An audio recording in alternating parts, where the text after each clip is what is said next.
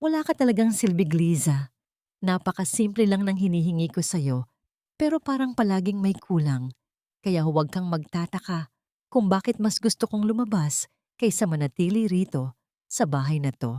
Habang ang boses na yon ay umaalingaw-ngaw sa dingding ng maliit nilang sala, dahan-dahang gumalaw ang mga kamay ni Glisa sa ibabaw ng palanggana.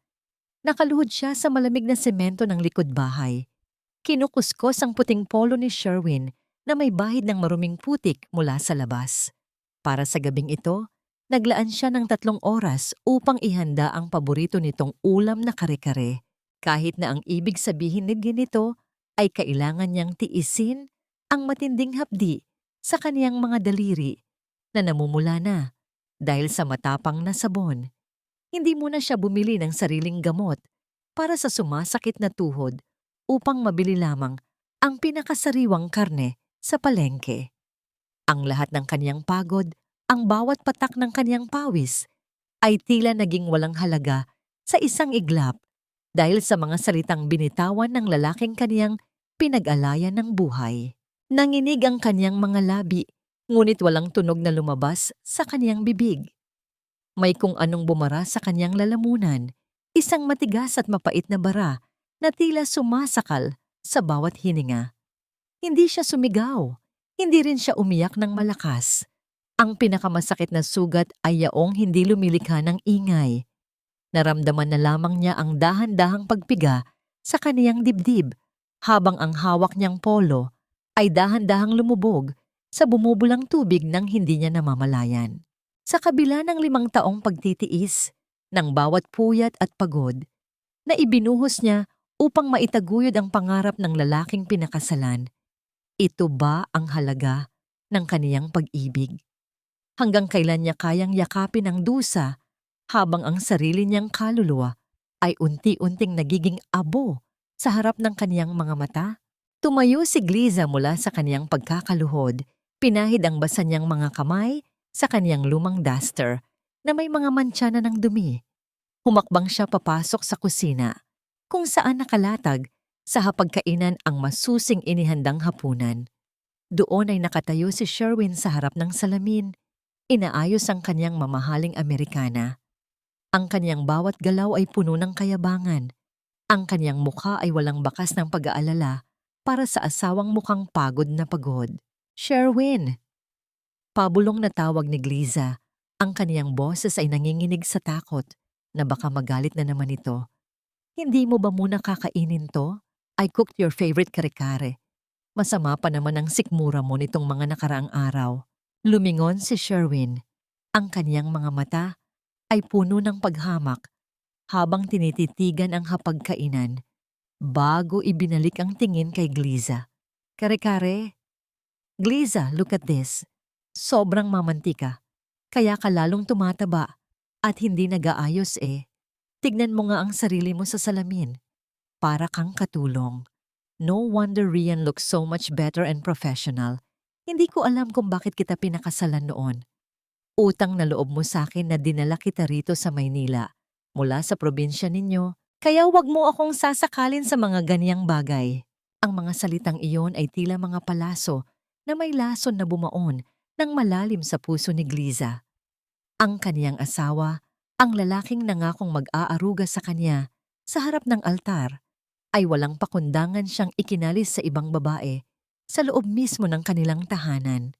Nanigas ang kaniyang buong katawan, ang bawat ugat sa kaniyang ulo ay tila pumuputok sa tindi ng sakit na kaniyang nararamdaman. Bago pa man siya makapagsalita, ang malakas na tunog ng busina ng isang sasakyan mula sa labas ng bakod ay bumasag sa katahimikan ng gabi. Ang tunog na yon ay tila isang hudyat ng pagdating ng isang bagyo. Hindi nagtagal, bumukas ang pinto ng bahay ng walang pasabi. Pumasok si Rian, suot ang isang pulang kasuotan na hapit sa katawan, habang ang kaniyang matataas na takong ay lumilikha ng mabibigat na yabag sa makinis na sahig ng sala.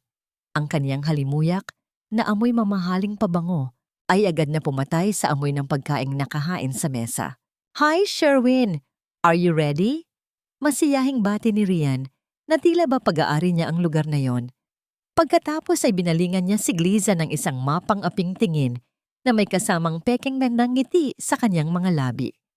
Oh, hi Gliza! Ang amoy ng ulam mo kumakapit sa damit ni Sherwin. Pakisprayan naman ng air freshener tong sala niyo pagkaalis namin. Sobrang amoy probinsya. Hindi nakasagot si Gliza.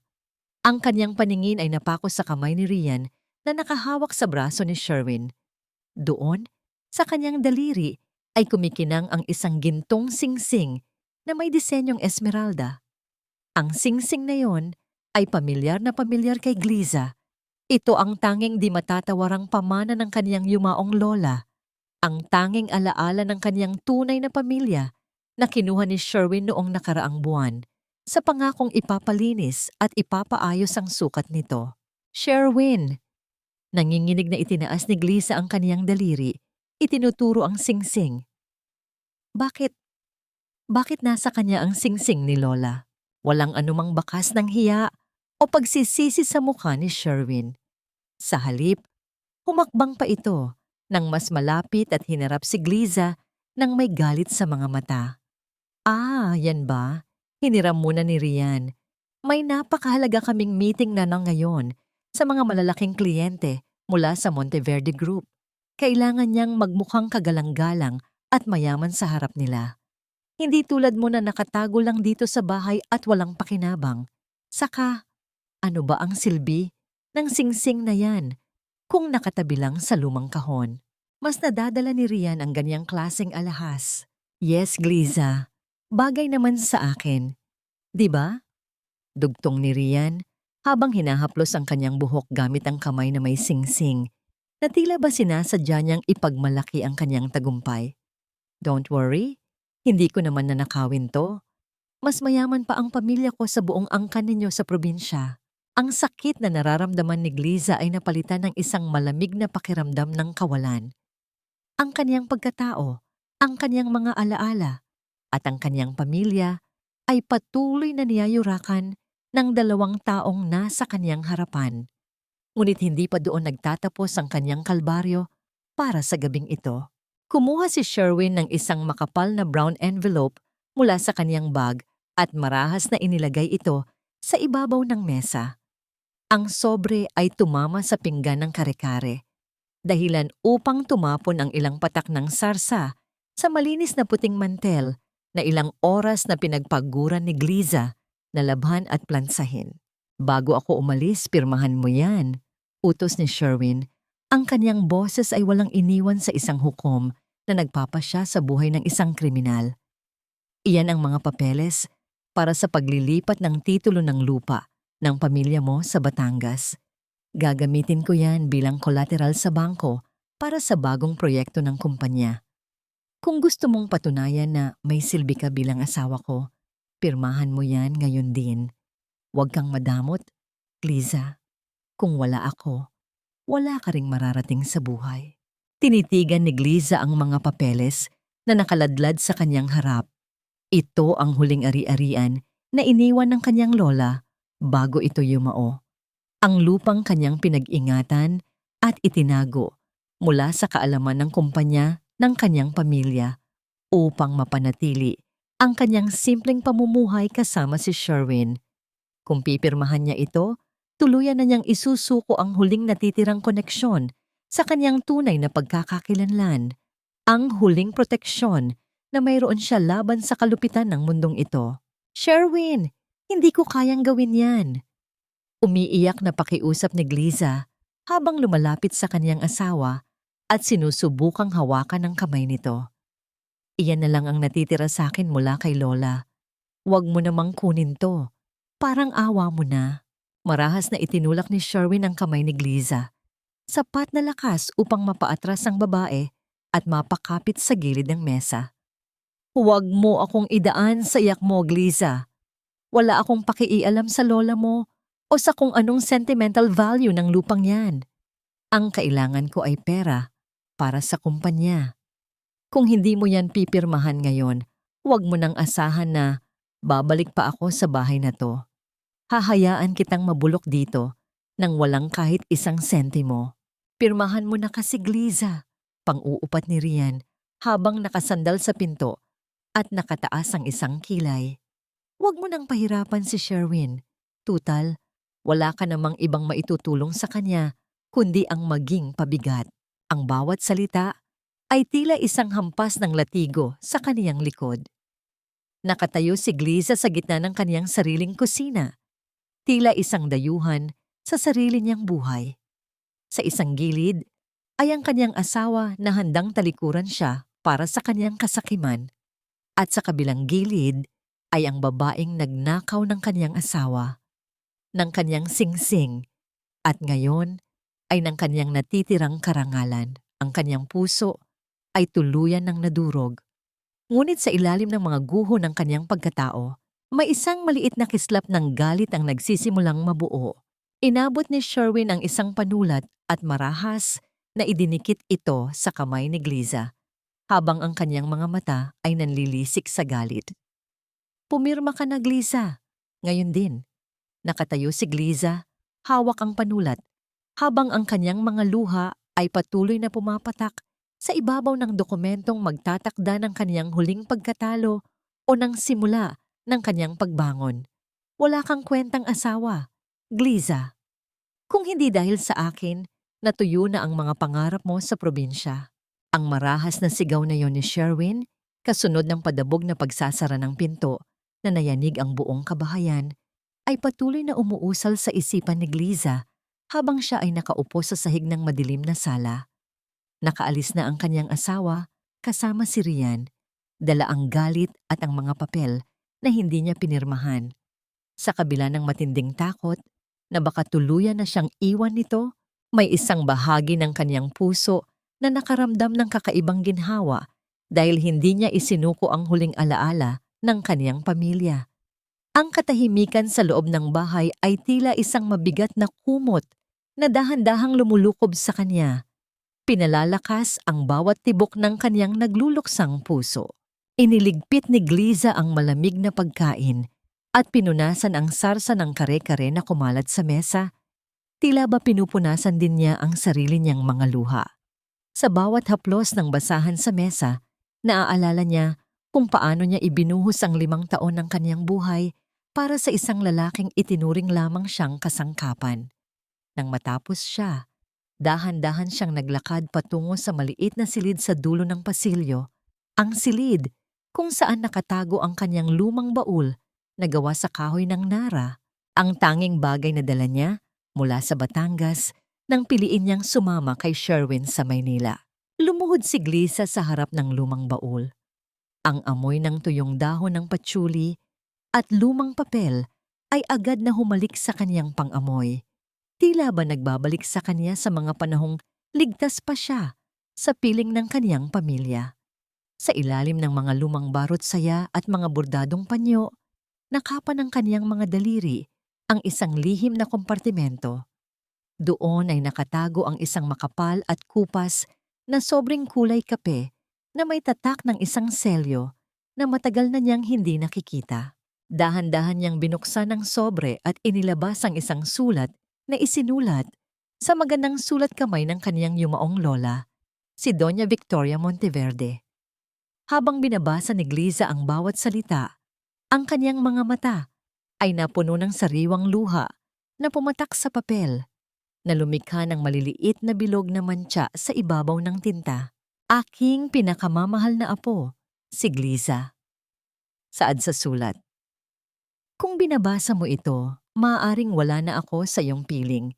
Nais kong malaman mo na ang iyong pagtatago sa probinsya ay hindi dahil sa ikinahihiya ka ng ating pamilya, kundi upang iligtas ka mula sa mga buwayan ng industriya na gustong umagaw sa Monteverde Group. Ikaw, Gliza, ang nag-iisang tagapagmana ng lahat ng aking pinaghirapan. Ang iyong dugo ay dugong maharlika sa mundo ng kalakalan. Huwag mong hahayaan ang sino man na iparamdam sa iyo na ikaw ay walang halaga, dahil ang tunay na hiyas ay hindi nawawalan ng ningning kahit ibaon sa putik. Napasinghap si Gliza, ang kanyang kamay ay napatakip sa kanyang bibig upang pigilan ng isang malakas na hikbi. Sa loob ng 5 taon, naniwala siya sa mga kasinungalingan ni Sherwin na siya ay isang ulilang probinsyana na walang maaasahan kundi ang awa nito. Naniwala siya na ang kanyang pamilya ay naghirap at nawalan ng lahat, kaya pinili niyang mamuhay ng simple at magtiis sa bawat hampas ng tadhana. Ngunit ang katotohanan ay narito, nakasulat sa sariling kamay ng kanyang lola. Siya ay hindi isang pulubi. Siya ang reyna ng isang imperyo na kasalukuyang pinapangarap marating ng kanyang asawa at ng kalaguyo nito. Sa kaniyang pag-iyak, naramdaman ni Gliza ang init ng pilak na kwintas na nakasabit sa kanyang leeg, na nakatago sa ilalim ng kanyang duster. Hinawakan niya ang maliit na medalyon nito. Sa sandaling iyon, tila naramdaman niya ang presensya ng kanyang lola na nakatayo sa kanyang likuran, nagbibigay sa kanya ng lakas na matagal nang nawala sa kanyang katawan. Ang kanyang likod na dati ay laging nakayuko dahil sa bigat ng kasinungalingan ay dahan-dahang umayos ng tayo. Ang kanyang mga mata, na dati ay puno ng takot, ay nagkaroon ng isang bagong liwanag, ang liwanag ng isang natuklasang katotohanan. Ngunit kasabay ng liwanag na ito ay ang pagdating ng isang bagong pagdududa. Sa likod ng liham ng kanyang lola, may isang maliit na piraso ng papel na may sulat kamay ng isang abogado na nagngangalang Attorney Manuel Flores.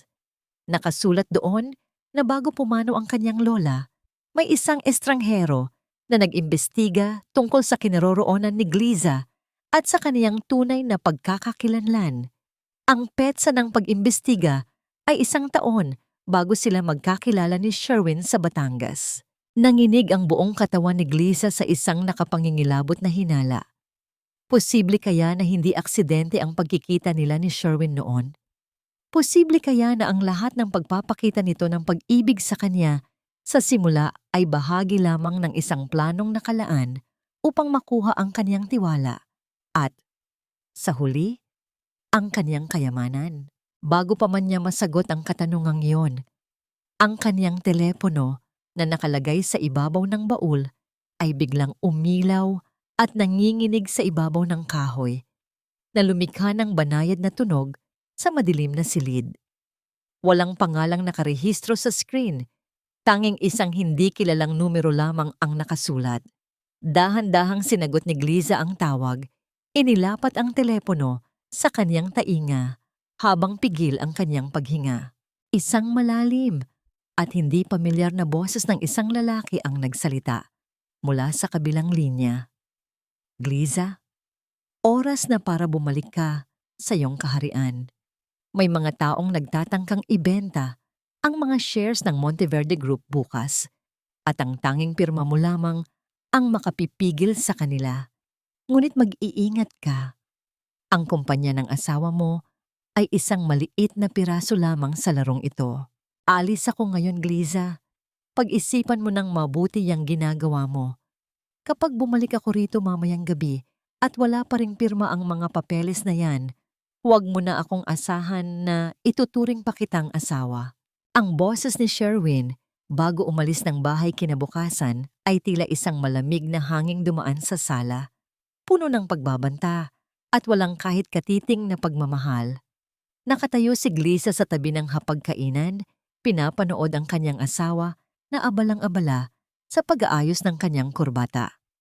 Sa harap ng kanyang asawa, ibinaba ni Gliza ang kanyang ulo, pinanatili ang kanyang balikat na nakayuko, at ang kanyang mga mata ay tila puno pa rin ng takot at pag-aalinlangan. Iyon ang mukha na gustong makita ni Sherwin, isang asawang takot, marupok, at madaling pasunurin. Nay, hindi naman sa ganoon, Sherwin. Pabulong na sagot ni Gliza. Ang kanyang boses ay sadyang pinalabas niyang nanginginig. Natatakot lang kasi ako. Ang lupang yon ay ang tanging alaala ni Lola na natitira sa akin. Bigyan mo muna ako ng kahit 2 araw. Hihingi lang ako ng gabay sa kanya bago ko ibigay sa'yo ang mga papeles. Isang mapang-uyam na ngiti ang sumilay sa mga labi ni Sherwin. Lumapit siya kay Gliza.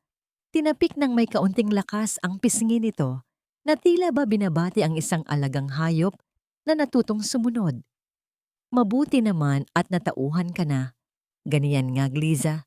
Matuto kang sumunod kung ayaw mong matulad sa mga basurang walang pinatutunguhan sa lansangan. I will give you 2 days, pero siguraduhin mo na kapag hiningi ko na uli, wala nang marami pang daldal. Nang tuluyang makaalis si Sherwin, dahan-dahang naituwid ni Gliza ang kanyang likod. Ang kanyang mukha na kanina lamang ay mukhang kaawa-awa ay agad na napalitan ng isang malamig at matigas na ekspresyon. Tiningnan niya ang tasa ng kape na kaniyang tinimpla para kay Sherwin na hindi man lamang nito ginalaw. Lumapit siya sa lababo at dahan-dahang ibinuhos ang maitim na likido. Pinanood niya ang bawat patak nito na inanod ng tubig patungo sa imburnal, isang tahimik na simbolo ng kaniyang 5 taong pag-ibig na kaniya nang tuluyang tinatapon at wawakasan. Pagkalipas ng ilang oras, nagsuot si Gliza ng isang simpleng asul na blusa at pantalon. Ang kaniyang buhok ay nakatali ng mahigpit upang hindi siya madaling makilala. Lumabas siya ng bahay at nagtungo sa isang tahimik at eksklusibong kafe sa labas ng lungsod. Doon, sa pinakasulok na bahagi ng establishmento, ay nakaupo ang isang may edad ng lalaki na nakasuot ng formal na Amerikana. Siya si Attorney Manuel Flores, ang tapat na abogado ng pamilya Monteverde. Nang makita si Gliza, agad na tumayo ang matanda at yumukod ng bahagya bilang tanda ng malalim na paggalang. Doña Gliza, sa wakas, nagkita rin tayo pagkalipas ng maraming taon. Salamat sa pagpunta, Attorney Flores. Seryosong sagot ni Gliza habang nauupo sa tapat nito. Kailangan kong malaman ang katotohanan. Ano ang totoong kalagayan ng Monteverde Group ngayon? At ano ang kinalaman ng asawa ko rito? Bumuntong hininga ang matanda. Ang kanyang mukha ay napuno ng lungkot at pag-aalala. Ang iyong lola, si Doña Victoria, ay labis na nag-alala para sa iyong kaligtasan. Kaya naman, ipinag-utos niya na ilihim ang iyong pagkatao hanggang sa sumapit ang tamang panahon. Ngunit may isang bagay na hindi mo alam, Gliza. Ang kumpanya ng asawa mo, ang SM Builders. Ito ay nananatiling nakatayo ngayon dahil sa mga lihim na kontrata at pondo na dahan-dahang ipinapadala ng Monteverde Group sa kanya sa utos na rin ng iyong lola bago siya pumanaw. Nanlaki ang mga mata ni Gliza. Ang kaniyang puso ay tila pinipiga ng isang napakatinding sakit ng katotohanan. Ano? Ang kumpanya ni Sherwin ay nabubuhay dahil sa pamilya ko? Opo? Ganting tugon ng abogado. Ipinag-utos ng iyong lola na tulungan ang kumpanya ng iyong asawa upang masiguro na magiging maayos ang iyong pamumuhay kasama siya. Ngunit lingid sa kaalaman ng lola mo, naging sakim si Sherwin. Sa tulong ng kaniyang kasosyo na si Rian, unti-unti silang gumagawa ng mga pekeng dokumento upang maibenta ang ilang bahagi ng lupain ng Monteverde sa Batangas. Ang tanging kulang na lamang sa kanilang plano ay ang iyong pirma sa mga papeles ng paglilipat ng ari-arian. Napahawak si Gliza sa kaniyang dibdib. Ang hapdi ng katotohanan ay tila isang laso na nadahan-dahang kumakalat sa kanyang katawan. Ang lalaking laging nagpaparamdam sa kanya na siya ay isang pabigat. Ang lalaking nagsabing utang na loob niya ang kaniyang buhay rito ay ang lalaki palang nabubuhay at nagpapakasasa sa kayamanan ng kaniyang sariling pamilya. Lahat ng kaniyang sakripisyo, lahat-lahat ng kaniyang pagtitiis sa bawat panunumbat nito ay isang malaking biro. Ngunit may mas malalim pang problema, Doña Gliza. Seryosong dugtong ni Attorney Flores habang inilalapit ang kaniyang mukha upang masigurong walang makakarinig sa kanila. May kasabwat si Sherwin sa loob mismo ng Board of Directors ng Monteverde Group. Isang mataas na opisyal ang nagbibigay sa kanya ng mga lihim na impormasyon upang mapadali ang kanilang plano. Kung hindi natin sila mapipigilan bago ang gaganaping Grand Gala Sa susunod na linggo, maaaring tuluyan ng maagaw ang kumpanya ng iyong pamilya. Sino ang kasabwat nila, attorney? Tanong ni Gliza. Ang kanyang boses ay puno na ngayon ng determinasyon at puot. Iyon ang kasalukuyan kong pinag-aaralan, sagot ng abogado. Kailangan nating maging maingat. Sa ngayon, magpanggap ka muna na wala kang alam. Hayaan mo silang mag-isip na hawak ka pa rin nila sa kanilang mga kamay.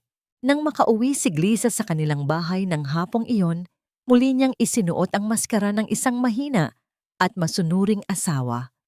Ngunit habang siya ay nagluluto sa kusina, nanginginig na umilaw ang kanyang telepono sa ibabaw ng counter. Isang mensahe ang dumating mula sa numero ni Sherwin. Binuksan niya ito at agad na nanghina ang kanyang mga tuhod sa kanyang nabasa. Ang mensahe ay malinaw na hindi para sa kanya, kundi isang maling pagpapadala na para sana kay Rian. Babe, napaamo ko na si Gliza. Sabi niya, kailangan lang niya ng 2 araw. Once we get her signature, we can transfer the Batangas property, sell the Monteverde shares, and then we will throw her out of the house. We won't even need to pay her a single peso for divorce. Magtiis ka muna ng kaunti, malapit na nating makuha ang lahat. Huwag mong kalilimutan kung nasaan ang lugar mo rito sa bahay na Gliza. Anino ka lang dito? At ang anino ay tinatapakan, hindi tinitingnan. Ang mga salitang iyon ay binitawan ni Rian habang walang pakundangan niyang itinapon sa basurahan ang bagong saing na kanin na inihanda ni Gliza upang magkaroon ng espasyo ang mamahaling sushi na kaniyang binili. Nakatayo lang si Gliza sa gilid ng lababo. Ang kanyang mga daliri ay marumi pa dahil sa paglilinis ng kusina. Tinitigan niya ang nasayang na pagkain, isang paalala kung paano rin itinapon ng kanyang asawa ang 5 taon ng kanyang katapatan. Ngunit sa pagkakataong ito, hindi siya umiyak.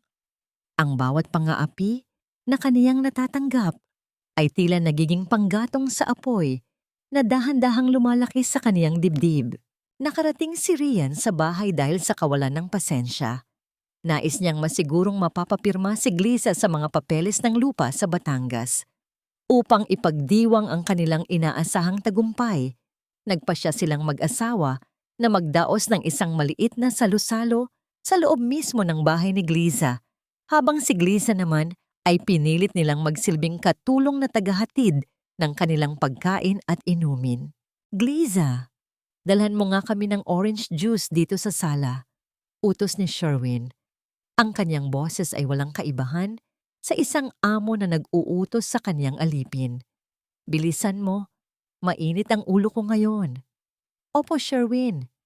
Pabulong na sagot ni Gliza habang inihahanda ang tray ng mga baso. Ang kanyang mukha ay nanatiling walang kibo. Pinapanatili ang kanyang pagpapanggap bilang isang takot at sunod-sunuran na asawa. Habang naglalakad siya patungo sa sala, biglang tumunog ang telepono ni Rian. Tumayo ang babae at lumabas patungo sa balkonahe upang sagutin ang tawag. Dahan-dahang humakbang si Gliza patungo sa makapal na kurtina. Malapit sa pinto ng balkonahe, kunwari ay nagpupunas ng lamesa, ngunit ang kanyang buong pandinig ay nakatuon sa boses ni Rian mula sa labas. Yes, Director Emilio Alfonso. Nakanggiting boses ni Rian na naririnig ni Gliza mula sa kabilang panig ng salamin. Don't worry, napaamo na ni Sherwin ang asawa niya.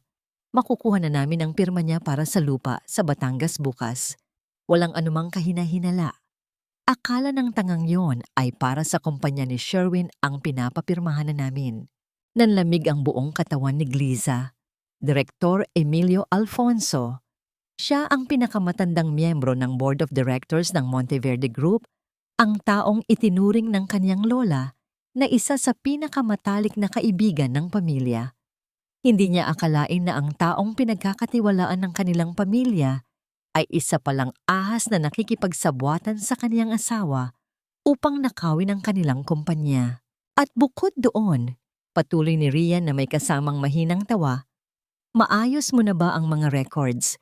Siguraduhin mong nakasulat doon na patay na ang totoong tagapagmana ng Monteverde para wala nang maging balakid kapag isinama na natin ang SM Builders sa kumpanya. Sige, salamat, Director. Ang katotohanan ay tuluyan ng nabuo sa isip ni Gliza. Kaya pala malakas ang loob ni na Sherwin at Rian na kamkami ng kumpanya ng kanyang pamilya ay dahil pinalabas ng kanilang kasabwat na pumanaw na siya upang burahin ang kanyang pangalan sa mga opisyal na dokumento ng pamilya Monteverde.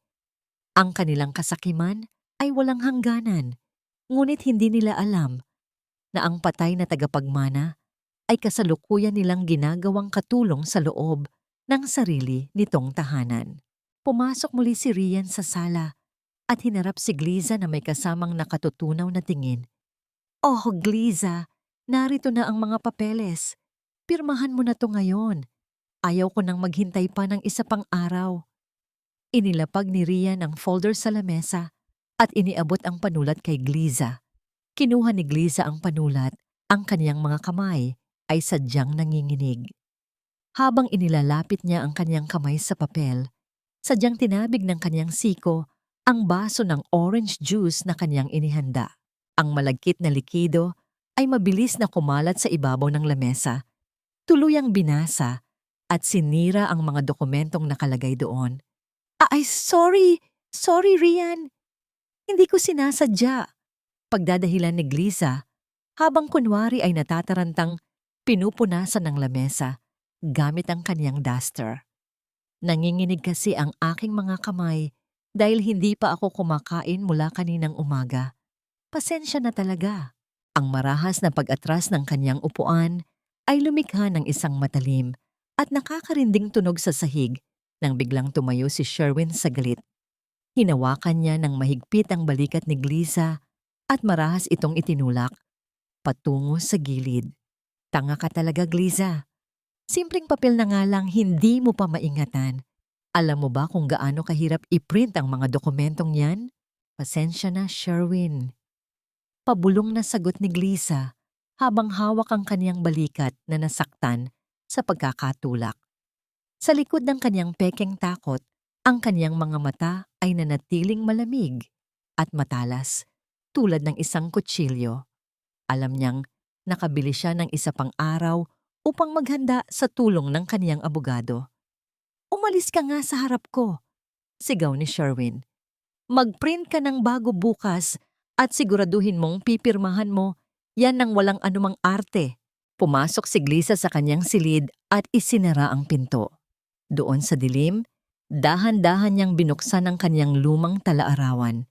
Sa pagitan ng mga pahina ay may isang tuyong bulaklak ng sampagwita, ang kauna-unahang bulaklak na ibinigay sa kanya ni Sherwin noong nililigawan pa lamang siya nito sa probinsya. Ang bulaklak na kaniyang iningatan sa loob ng maraming taon bilang simbolo ng kaniyang wagas na pag-ibig. Kinuha niya ang bulaklak at dahan-dahang piniga ito sa kaniyang palad. Ang marupok na petals ay unti-unting nadurog at naging abo bago niya ito hinipan upang tangayin ng hangin palabas ng bintana. Kasabay ng paglipad ng mga abo ng sampagwita ay ang tuluyang pagpanaw ng huling hibla ng kanyang pagmamahal para sa kanyang asawa. Maya-maya pa ay umilaw ang kanyang telepono. Isang lihim na email mula kay Attorney Flores ang dumating. Binuksan niya ang kalakip na PDF file. At doon ay nakita niya ang mga dokumento ng kumpanyang nakarehistro sa ilalim ng pangalan ni Rian na gagamitin upang bilhin ang mga shares ng Monteverde. Ngunit may isa pang file na kalakip, isang palitan ng mga mensahe sa pagitan ni Sherwin at ng kaniyang sariling abogado.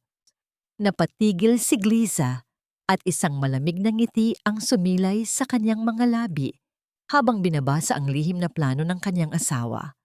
Lumalabas na nagpaplano rin si Sherwin na ilagay ang lahat ng ari-arian sa ilalim ng kanyang sariling pangalan ng mag-isa upang kapag nakuha na nila ang kumpanya ay tuluyan din niyang maiwan at mapalaya si Rian nang walang anumang makukuha. Ang mga magnanakaw ay kasalukuyan nang nagpaplanong pagnakawan ng isa't isa sa dilim. Huwag kang umastang parang may buhay ka sa labas ng bahay na to, Gliza. Kung wala ako, baka bulok ka na sa hirap. Ang mga salitang iyon ni Sherwin ay tila isang malamig na pader na humarang sa pinto nang makita niyang nakabihis si Gliza ng isang simpleng asul na duster na medyo maayos kaysa sa kaniyang pang-araw-araw na suot. Hawak ni Gliza ang isang luma at kupas na eco bag. Naghahandang lumabas. Tinitigan siya ni Sherwin mula ulo hanggang paa nang may hinala at paghamak bago kumuha ng 2 piraso ng dantaong piso mula sa kanyang pitaka at walang pakundangan itong inihagis sa sahig sa tapat ng mga paa ni Gliza. "Oh, yan ang pambili mo ng ulam," sabi ni Sherwin habang itinuturo ang lamesa kung saan nakalatag ang mga bagong print na papeles. "At pagbalik mo, siguraduhin mong nakapirma ka na riyan sa mga papeles na yan. Huwag mong susubukan ang pasensya ko, Gliza." Dahan-dahang lumuhod si Gliza sa malamig na semento upang pulutin ang mga perang inihagis ng kanyang asawa. Ang bawat sentimo na kanyang hinawakan ay tila isang mariing sampal sa kanyang dangal, ngunit tinanggap niya ito ng walang kibo. Alam niyang ang kanyang pansamantalang pagpapakumbaba ay ang susi upang hindi makahalata si Sherwin sa kanyang mga planong pag-alis. Tumayo siya, yumuko ng bahagya, at lumabas ng bahay ng tahimik. Sa halip na dumiritso sa palengke, sumakay si Gliza ng diip patungo sa isang lumang distrito sa Maynila, kung saan ang mga eskinita ay makikitid at puno ng mga simpleng kabahayan. Doon ay matatagpuan si Nana Rosa, ang matapat na dating punong katulong ng kaniyang lola na si Doña Victoria. Si Nana Rosa ang tanging nakakaalam sa mga tunay na kaganapan bago pumanaw ang kaniyang lola at bago siya tuluyang napilitang magtago sa probinsya. Nang makarating si Gliza sa maliit na tahanan ni Nana Rosa, laking gulat ng matanda nang makita ang kaniyang dating alaga. Agad na napuno ng luha ang mga kulubot na mata ng matapat na katulong. "Doña Gliza, ikaw nga ba yan?" Pabulong na tanong ng matanda habang hinahawakan ng mga kamay ni Gliza. "Diyos ko, akala ko ay tuluyan ka nang nawala sa amin. Nana Rosa, buhay ako." Nakangiting tugon ni Gliza habang pinipigilan ang kaniyang sariling mga luha. "Ngunit kailangan ko ang tulong mo. Nalaman ko na pinalabas ni na Direktor Emilio Alfonso na patay na ako upang maalis ang aking pangalan sa mga opisyal na dokumento ng Monteverde Group." Humarap si Nana Rosa sa kanyang lumang aparador at kumuha ng isang nakatagong folder na nakabalot sa plastik. "Alam ko, Apo. Kaya naman itinago ko ang mga dokumentong ito. Narito ang tunay na records mula sa ospital na nagpapatunay na wala ka roon nang maganap ang sinasabing aksidente. May hawak din akong kopya ng pekeng sertipiko ng kamatayan na ipinagawa ni Direktor Emilio sa isang tiwaling opisyal. Itinago ko ito dahil alam kong darating ang araw na babalik ka upang bawiin ang para sa'yo." Napaupo si Gliza sa tabi ng matanda. Ramdam ang bigat ng lahat ng kaniyang natuklasan. Sa sandaling iyon, naghanda si Nana Rosa ng isang mainit na salabat at inihain ito sa isang basong may kaunting lamat sa gilid. Hawak ni Gliza ang baso.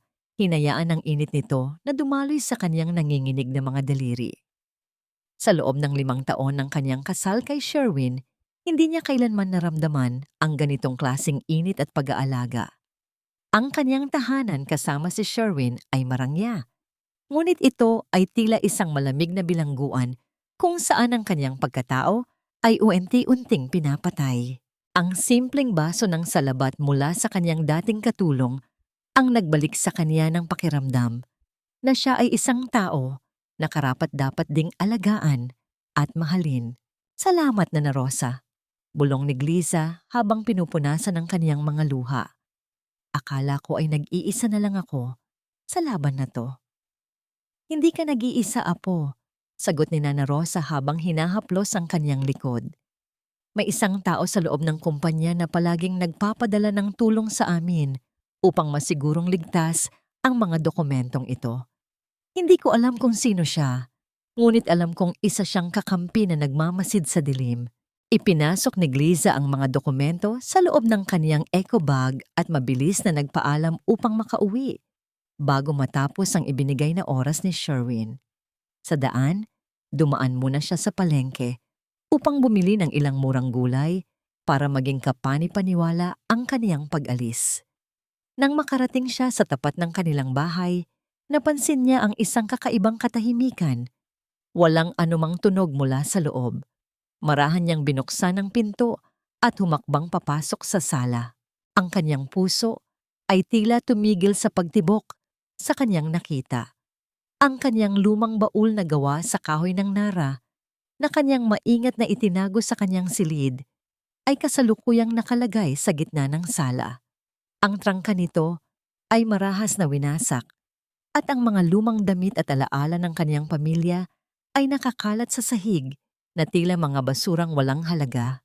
Nakatayo sa tabi ng baol si Sherwin na may madilim at galit na mukha, habang si Rian naman ay nakaupo sa sofa, nakataas ang isang binti, at may hawak na isang pamilyar na kupas na sobreng kulay kape. Ang sobre na naglalaman ng liham ni Doña Victoria Monteverde. Dahan-dahang lumingon si Rian kay Gliza. Ang kanyang mga labi ay nagpakita ng isang nakatitindig balahibong na ngiti habang iwinawagayway ang liham sa kanyang kamay. "So ano to, Gliza? May tinatago ka palang lihim sa amin?" Tanong ni Rian. Ang kanyang boses ay puno ng mapang-asar na tagumpay. "Sino si Doña Victoria Monteverde? At bakit nakasulat dito na ikaw ang nag-iisang tagapagmana ng kumpanyang pinapangarap naming makuha? Seryoso ka ba rito, Gliza? Akala ko ba mahirap kayo? O baka naman baliw lang talaga ang lola mo?" Ang mataas at mapang-asar na tawa ni Rian ay pumuno sa buong sala habang iwinawagayway ang lumang sulat sa kanyang kamay. Itinapon niya ang marupok na papel sa sahig sa tapat ng mga paa ni Gliza na kasalukuyan pa ring nakatayo malapit sa pinto. Mahigpit na nakakapit sa kanyang eco bag. Sa likod ni Rian, si Sherwin ay nakatitig kay Gliza na may matatalas at mapaghinalang mga mata. Naghihintay ng kanyang sagot habang ang kanyang mga kamao ay nakakuyom sa galit. Humakbang ng pabalang si Sherwin lapit sa kanya. Hinawakan ng marahas ang kanyang braso at nyanig siya ng bahagya. "Sumagot ka, Gliza. Ano tong pinagsasabi ng lola mo sa sulat? Huwag mo akong lokohin. Mayaman ba kayo? May tinatago ka ba sa akin?" Naramdaman ni Gliza ang hapdi sa kanyang braso. Ngunit sa loob ng kanyang isip, mabilis na gumagana ang kanyang talino. Alam niyang kapag umamin siya ngayon, masisira ang lahat ng kanyang pinaghandaan bago ang gabi ng Datiek. Kailangan niyang gamitin ang pinakamalakas na kahinaan ng kanyang mga kaaway, ang kanilang labis na kayabangan at kawalan ng tiwala sa kanya bilang isang mahirap na probinsyana. Biglang napaluhod si Gliza sa sahig, humahagulgol ng yak habang tinatakpan ng kaniyang muka ng kaniyang mga kamay. "Huwag niyo namang pagtawanan si Lola. Parang awa niyo na. May sakit siya sa pag-iisip bago siya mamatay. May malalang demensya si Lola Victoria." Napatigil si Sherwin habang si Rian naman ay napataas ang isang kilay. "Demensya?" Pag-uulit ng babae. "Opo." Patuloy ni Gliza sa kanyang pag-iyak. Pilit na pinatunog na puno ng kahihiyan at lungkot ang kanyang boses. Noong mga huling taon niya, palaging ganyan ang sinusulat ni Lola. Akala niya ay mayaman kami at may-ari ng malalaking kumpanya. Palagi niyang iniisip na kami ang may-ari ng Monteverde dahil nakapanood siya ng balita tungkol doon sa telebisyon.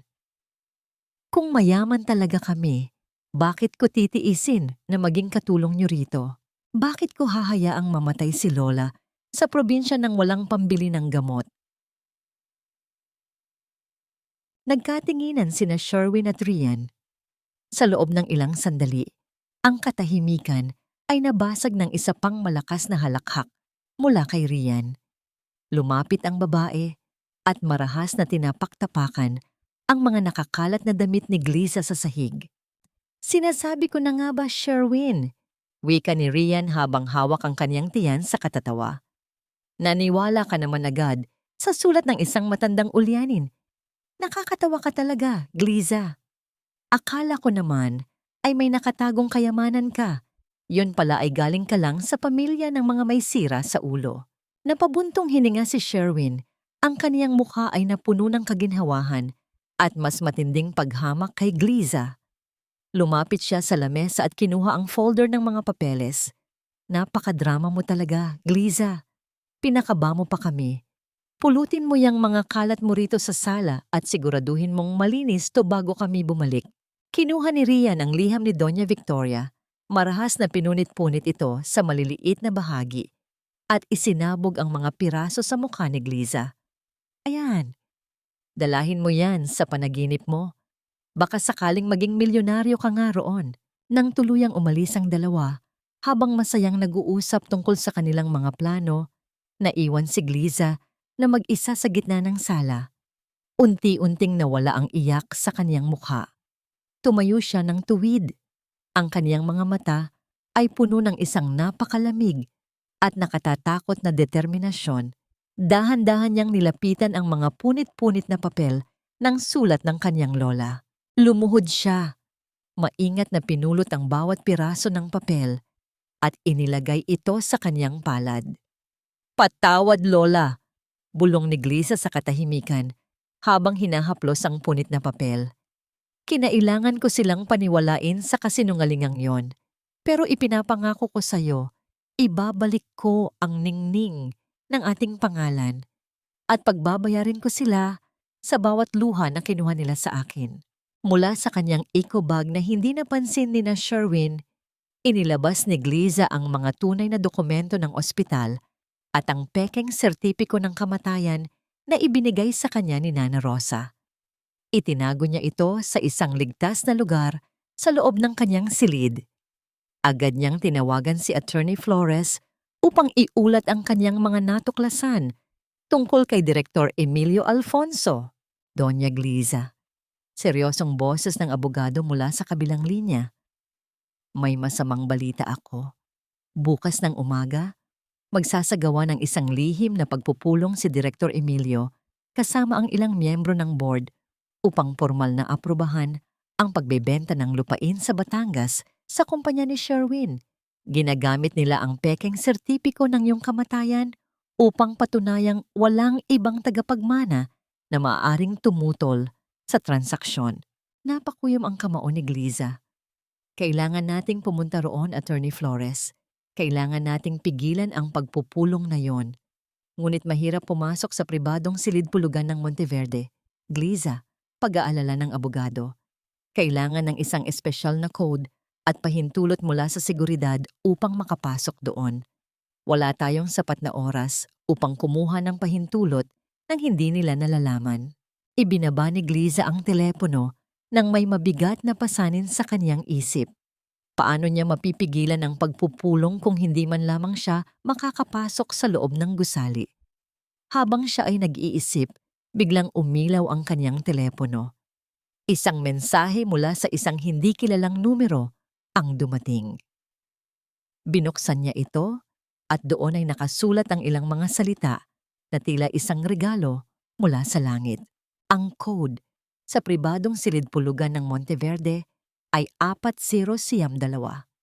Magsisimula ang pagpupulong sa 10:00 ng umaga. Huwag kang mahuhuli, Doña Gliza. Ang iyong kakampi ay naghihintay sa iyo. Sa pagpanaw ng nag-iisang tagapagmana ng pamilya Monteverde, wala nang balakid sa ating pagpapasya. Ang mga salitang yon ni Direktor Emilio Alfonso ay umalingaw-ngaw sa loob ng marangyang silid-pulugan ng Monteverde Group. Sa ilalim ng malaking chandelier, nakalatag ang mga dokumentong maglilipat ng lupain sa Batangas sa kumpanya ni Sherwin. Habang ang 3 iba pang tiwaling miyembro ng board ay dahan-dahang tumatango bilang pagsang-ayon. Ang pulang ilaw sa electronic keypad ng pinto ay dahan-dahang nagbago at naging luntian. Ang mabigat na pinto na gawa sa kahoy ng mahogany ay dahan-dahang bumukas nang walang anumang ingay. Humakbang papasok sa loob ng silid si Gliza. Hindi na niya suot ang lumang duster na may mantsa, kundi isang formal at simpleng asul na Amerikana na kaniyang hiniram kay Nana Rosa. Bagamat simple ang kaniyang kasuotan, Ang kaniyang tindig ay puno ng karangalan at lakas, na tila ba ang mismong espiritu ng kanyang lola, na si Doña Victoria, ang naglalakad sa kanyang katauhan. Sa likod niya ay nakasunod si Attorney Manuel Flores, bit-bit ang isang makapal na folder ng mga tunay na dokumento. Nanlaki ang mga mata ni Director Emilio. Ang kaniyang hawak na mamahaling panulat ay dahan-dahang nalaglag sa kanyang kamay at gumulong sa ibabaw ng lamesa bago tuluyang nahulog sa sahig. Ang kaniyang mukha ay nawalan ng kulay, naging kasing puti ng papel na kaniyang pipirmahan. "Gagliza," pabulong na wika ng matanda, habang nanginginig ang kaniyang mga labi sa tindi ng gulat. "Paano? Bakit ka narito? Pinalabas ng ospital na napatay ka na sa aksidente." "Iyon ang gusto ninyong mangyari, Director Emilio." Malamig na tugon ni Gliza habang dahan-dahang lumalapit sa tapat ng lamesa. "Ngunit humihingi ako ng paumanhin dahil binigo ko ang inyong mga plano. Tulad ng nakikita ninyo, ako ay buhay na buhay." "Sino ka para manggulo sa pulong na ito?" Sigaw ng isa pang miyembro ng board na hindi nakikilala ang mukha ni Gliza. "Seguridad, paano nakapasok ang babaeng ito rito?" "Huwag na ninyong tawagin ng seguridad, Direktor," singit ni Attorney Flores habang inilalapag ang mga dokumento sa gitna ng lamesa. "Ang babaeng kaharap ninyo ngayon ay si Doña Gliza Monteverde, ang nag-iisang buhay na tagapagmana ng pamilya Monteverde. At ang hawak ko rito ay ang tunay na records ng ospital, kasama ang ebidensya ng suhulan na naganap upang magawa ang pekeng sertipiko ng kamatayan na kasalukuyan ninyong ginagamit." Napaupo ng mariin si Director Emilio sa kanyang upuan, habang ang kanyang malamig na pawis ay dahan-dahang pumapatak mula sa kanyang noo. Alam niyang sa oras na makarating ang mga dokumentong ito sa mga awtoridad, hindi lamang ang kanyang posisyon ang mawawala, kundi gugugulin niya ang natitirang bahagi ng kanyang buhay sa loob ng malamig na rehas ng bilangguan. "Gliza, apo," pagmamakaawa ni Emilio. Pilit na pinatunog na malambot ang kanyang boses upang makuha ang awa ng babae. "Nalinlang lamang ako. Ang asawa mong si Sherwin ang nag-utos sa akin na gawin ito. Sila ni Rian ang nagdala ng mga pekeng dokumento sa akin. Huwag ninyong gamitin ang pangalan ng lola ko upang tawagin akong apo, Director Emilio." Matigas na sagot ni Gliza, ang kaniyang boses ay walang bakas ng anumang emosyon. "Alam ninyo ang inyong ginagawa. Kung talagang nalinlang kayo, hindi ninyo hahayaang maipasa ang transaksyon ito ng walang malalim na pagsusuri." Lumapit si Gliza sa tabi ng upuan ni Emilio. Dahan-dahang pinulot ang panulat na nahulog sa sahig. Tiningnan niya ang murang tatak nito at inilapag ang isang lumang fountain pen na pag-aari ng kanyang lola. "Gamitin mo ang tunay na panulat sa susunod, Direktor. Ang mga kasinungalingan ay madaling mabura.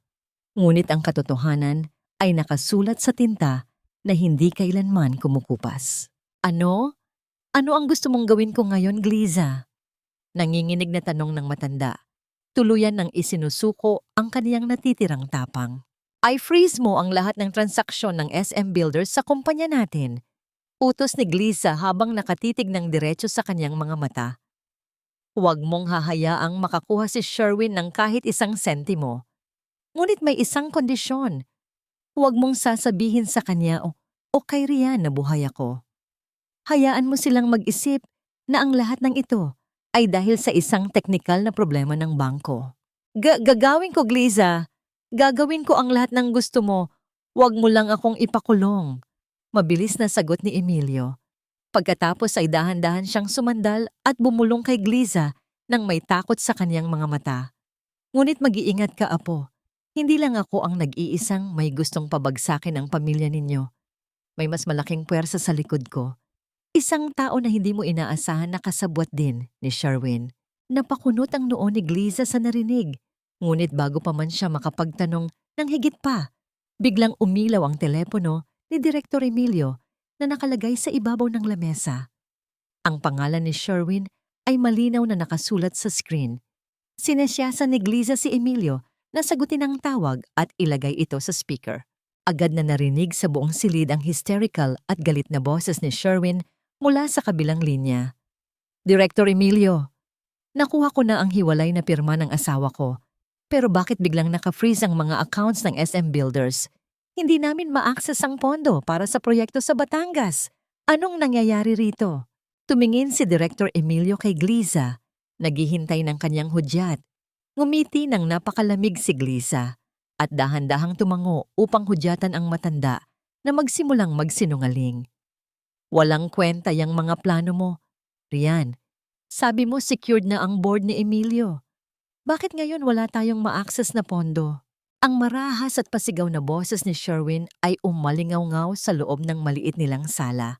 Tuluyang binabasag ang ilusyon ng kanilang matagumpay na pagsasama ni Rian. Sa loob ng kusina, tahimik na nagpapatuloy si Gliza sa paghihiwa ng mga sibuyas. Ang bawat bagsak ng kanyang kutsilyo sa ibabaw ng kahoy na tadtaran ay tila sumasabay sa mabibigat na tibok ng kanyang puso. Ang kaniyang mga mata ay bahagyang lumuluha, hindi dahil sa anghang ng sibuyas, kundi dahil sa amoy ng nabubulok na pagsasama ng 2 taong sumira sa kaniyang buhay. Huwag mo akong sisihin, Sherwin. Ganting sigaw ni Rian habang marahas na ibinabagsak ang kanyang mamahaling bag sa sofa. Kumpanya mo ang may problema sa bangko. Baka naman may dumi ka na hindi mo sinasabi sa akin kaya naka-freeze ang accounts ng SM Builders. Sabi ni Emilio ay teknikal na problema lang daw sa panig ng Monteverde. Pero hindi ako naniniwala. Bulyaw muli ni Sherwin habang naglalakad ng pabalang-balang sa sala. Kailangan nating makuha ang pirma ni Gliza sa bagong kopya ng Batangas Land Transfer ngayon din. Kapag may hawak na tayong pinirmahang papel, mapipilitan ang bangko na ilabas ang pondo. Narinig ni Gliza ang mabibigat na yabag ng mga paa ni Sherwin na patungo sa kusina. Sa isang iglap, bumukas ang pinto at pumasok si Sherwin na may nanlilisik na mga mata. Lumapit ito sa kanya, marahas na hinawakan ng kanyang balikat at hinila siya palabas patungo sa sala. Aray Sherwin, nasasaktan ako. Pabulong na daing ni Gliza. Pinapanatili ang kanyang mahina at takot na boses kahit na ang kaniyang buong katawan ay nanininginigas sa matinding puot. Wala akong pakialam! Sigaw ni Sherwin habang inihahagis sa harap niya ang panibagong folder ng mga papeles sa ibabaw ng lamesa. Pirmanan mo yan, Gliza. Ngayon din. Huwag mo akong susubukan ngayon dahil wala ako sa mood para sa mga drama mo. Pirmahan mo na, Gliza, kung gusto mo pang manatili rito. Dugtong ni Rian na may kasamang mapang-asar ng ngiti habang nakatayo sa tabi ni Sherwin. Huwag kang umastang parang may iba ka pang matatakbuhan. Tiningnan ni Gliza ang mga papeles. Alam niyang ito ang sandali na kailangan niyang mag-ingat. Kinuha niya ang panulat, ngunit bago niya ilapat ang tinta sa papel, naalaala niya ang itinuro sa kanya ni Attorney Flores. Gumawa siya ng isang pirma na mukhang eksaktong katulad ng kanyang pirma, ngunit may isang maliit na lamat sa dulo ng isang titik, isang lihim na marka na magpapatunay sa batas na ang dokumentong ito ay palsipikado at walang anumang bisa. Nang matapos siyan pumirma, marahas na hinablot ni Sherwin ang folder mula sa kaniyang mga kamay. Mabuti naman. Ngayon, umalis ka sa harap ko. Nakakasira ng araw ang mukha mo. Tahimik na tumayo si Gliza at nagtungo sa banyo. Doon, sa ilalim ng malamig na agos ng tubig mula sa gripo, dahan-dahan niyang kinuskos ang kaniyang balikat kung saan siya hinawakan ni Sherwin. Kinuskos niya ito ng napakadiin. Tila ba gustong tanggalin ang bawat bakas ng maruming hawak ng kaniyang asawa. Habang pinapanood ang tubig na umaagos patungo sa drainage, naramdaman niya ang matinding paglaya ng kaniyang isip. Alam niyang ito na ang huling linggo na kailangan niyang tiisin ang kanilang kalupitan. Kinuha niya ang kaniyang telepono mula sa bulsa ng kaniyang duster upang tingnan ang mensahe mula kay Attorney Flores. Ang kaniyang puso ay bumilis sa kaba nang mabasa ang huling text ng abogado. Gliza, nalaman na namin kung sino ang mas malaking puwersa na kasabwat ni Sherwin. Siya ang bumibili ng mga shares ng Monteverde gamit ang dummy accounts ng SM Builders upang tuluyan kayong maalis sa pwesto. Ang kaniyang pangalan ay, bago pa man mabasa ni Gliza ang pangalan, ang marahas na paghampas ng kamay ni Sherwin sa pinto ng banyo ay lumikha ng isang matalim at nakagigimbal na tunog sa katahimikan. "Gliza, buksan mo tong pinto!" Galit na sigaw ni Sherwin mula sa labas. Nawawala ang gintong kwintas ni Rian dito sa sala. Sinasabi ni Rian na, "Ikaw lang ang pumasok dito habang wala kami. Buksan mo to, titingnan ko ang eco bag mo ngayon din." Nanlamig ang buong katawan ni Gliza. Sa loob ng kanyang eco bag na nakasabit sa likod ng pinto ng banyo, ay naroon ang mga tunay na dokumento mula sa ospital at ang ebidensya laban kay Direktor Emilio Alfonso. Walang kwenta. Basura lang pala ang laman ng bag mo. Ang mapang-uyam na mga salitang yun ni Rian ay narinig ni Gliza kasabay ng marahas na pagbuhos ng laman ng kaniyang eco bag sa malamig na semento ng pasilyo. Isang pirasong repolyo, ilang piraso ng sibuyas, at mga murang gulay na kaniyang binili sa palengke ang gumulong sa sahig. Nakatayo si Gliza sa tabi ng pinto ng banyo, pilit na pinananatili ang kaniyang nanginginig na tindig upang maging kapanipaniwala ang kaniyang takot. Ngunit sa ilalim ng kaniyang duster, sa kaniyang baywang, ay ligtas na nakatago ang mga tunay na dokumento mula sa ospital na kaniyang mabilis na isiningit sa kaniyang garter bago pa man niya buksan ang pinto ng banyo. Bago niya binuksan ang pinto kanina, sa huling sandali ng matinding kaba, ay nabasa niya ang buong mensahe mula kay Attorney Flores sa kaniyang telepono. Ang pangalan ng taong nasa likod ng kasakiman ni Sherwin, ang taong nagpopondo sa lihim na pagbili ng mga shares ng Monteverde Group, ay walang iba kundi si Robert Monteverde, ang kaniyang sariling amain, ang nakababatang kapatid ng kaniyang yumaong ama. Ang katotohanan yon ay tila isang malaking bato na dumagan sa kaniyang dibdib, mas masakit pa kaysa sa bawat sampal at mura na natanggap niya mula kay Sherwin sa loob ng 5 taon. Ang sarili niyang dugo, ang taong tinawag niyang tito noong kaniyang kabataan, ang siyang nagpaplano na tuluyan siyang burahin sa mundong ito upang makuha ang imperyo ng kanilang pamilya. "Sabi ko sa'yo, Sherwin, wala rito ang kwintas ko." Inis na wika ni Rian habang tinitingnan ang mga gulay sa sahig gamit ang kaniyang paa. "Baka naman naiwan ko lang sa kotse mo. Nag-aksaya lang tayo ng oras sa katulong na to. Siguraduhin mo lang na hindi ka nagnanakaw dito sa loob ng bahay ko, Gliza." Galit na banta ni Sherwin habang dinuduro ang kaniyang mukha. "At tandaan mo, huwag kang aalis ng bahay na tunang wala akong pahintulot. Kapag nalaman kong lumabas ka na naman nang hindi ko alam, malalagot ka sa akin."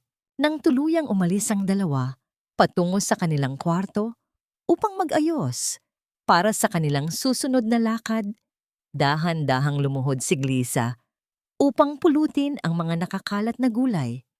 Ang kaniyang mga kamay ay nanginginig, ngunit sa pagkakataong ito ay dahil sa nag-aalab na galit. Inilabas niya ang mga dokumento mula sa kaniyang baywang at maingat na itinago ang mga ito sa ilalim ng isang maluwag na sahig sa loob ng kaniyang maliit na silid. Pagkatapos ay umupo siya sa gilid ng kaniyang kama, yakap ang kaniyang sariling mga tuhod. Naalala niya ang kaniyang kabataan noong buhay pa ang kaniyang ama. Si Tito Robert ay palaging may dalang mga matatamis na tsokolate para sa kanya. Palagi siyang kinakandong at tinatawag na kaniyang paboritong pamangkin. Ang lahat ng mga ngiti, ang bawat yakap, at ang mga mapagpanggap na pag-aalaga ay isa palang mahabang paghahanda para sa isang napakalaking pagtataksil. Ang sakit ng pagtataksil ng pamilya ay isang sugat na hindi kailanman maghihilom ng anumang yaman. Isang tahimik na luha ang dahan-dahang gumulong sa kanyang pisngi. Ang huling luha na kanyang iaalay para sa kanyang mga alaala ng pamilyang kanyang minahal. Nang dinalaw siya ng dilim ng gabi, palihim na tinawagan ni Gliza si Attorney Flores gamit ang kanyang telepono. "Doña Gliza, pabulong na wika ng abogado mula sa kabilang linya. Nalaman ko na nag-ayos ng isang espesyal na pagpupulong si Robert Monteverde para sa gaganaping Grand Gala sa susunod na linggo. Doon niya formal na iaanunsyo ang pagsasanib ng SM Builders at ng Monteverde Group at ipapahayag na patay na ang nag-iisang tagapagmana upang tuluyan niyang makuha ang buong pamamahala. Wala siyang anumang hinala na ikaw ay buhay. Hayaan natin siyang magdiwang sa ngayon, Attorney Flores. Malamig na sagot ni Gliza habang nakatitig sa dilim sa labas ng kanyang bintana. Ihanda mo ang lahat ng kailangan para sa aking pagbabalik sa gabing yon. Gusto kong makita ang kanyang mukha kapag nalaman niyang ang pamangkin na kanyang ipinalabas na patay ay siyang kukuha ng kanyang trono. Gagawin ko ang lahat ng iyong utos, Doña Gliza, tugon ng abogado. Ngunit may isa pang mahalagang bagay. May isang banyagang mamumuhunan na kumakatawan sa isang malaking pondo mula sa Switzerland ang kadarating lang sa Maynila. Nais niyang makipagkita sa iyo ng personal bago ang gabi ng gala dahil ayon sa kanya, may mahalaga siyang impormasyon tungkol sa mga lihim na transaksyon ni Robert Monteverde sa ibang bansa. Napakunot ang noo ni Gliza. Isang banyagang mamumuhunan? Sino ang taong ito na interesadong tumulong sa kanya at paano nito nalaman na siya ay buhay pa? Hindi mo kailangang dumaan sa dilim ng nag-iisa, Doña Gliza. Ang lola mo ay nag-iwan ng higit pa sa kumpanya. Nag-iwan siya ng mga tapat na kaibigan, ang malalim, banayad, at puno ng paggalang na boses na yon ay nagmula kay Edward Sterling, ang banyagang mamumuhunan na may dugong Pilipino at Swiss. Nakaupo si Gliza sa tapat nito sa loob ng isang pribado at tahimik na silid sa isang marangyang hotel sa lungsod. Nagkunwari siyang pupunta sa simbahan upang makatakas sa mahigpit na pagbabantay ni Sherwin at sa tulong ni Attorney Flores ay ligtas siyang nakarating sa pulong na ito. Sa loob ng 5 taon ng kaniyang kasal, nasanay si Gliza sa mga pasigaw na utos, sa mga mura at sa mga panunumbat na tila ba wala siyang anumang halaga. Kaya naman, ang marinig ang ganitong klaseng pagpapahalaga mula sa isang makapangyarihang tao ay tila isang mainit na sinag ng araw na tumagos sa kanyang nagyayelong puso. Inilapag ni Edward ang isang makapal na gintong folder sa ibabaw ng lamesa. Ang aking pamilya, sa pamamagitan ng Sterling and Company, ay matagal nang nakikipagtulungan sa iyong lola upang protektahan ang mga internasyonal na ari-arian ng pamilya Monteverde.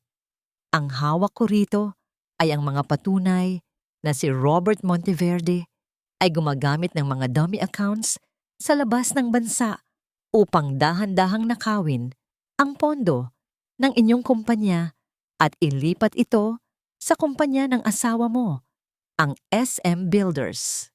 Ginagawa niya ito upang mapababa ang halaga ng mga shares ng Monteverde at tuluyan niyang mabili ang buong kontrol. Nanlamig ang mga daliri ni Gliza habang binubuklat ang mga dokumento.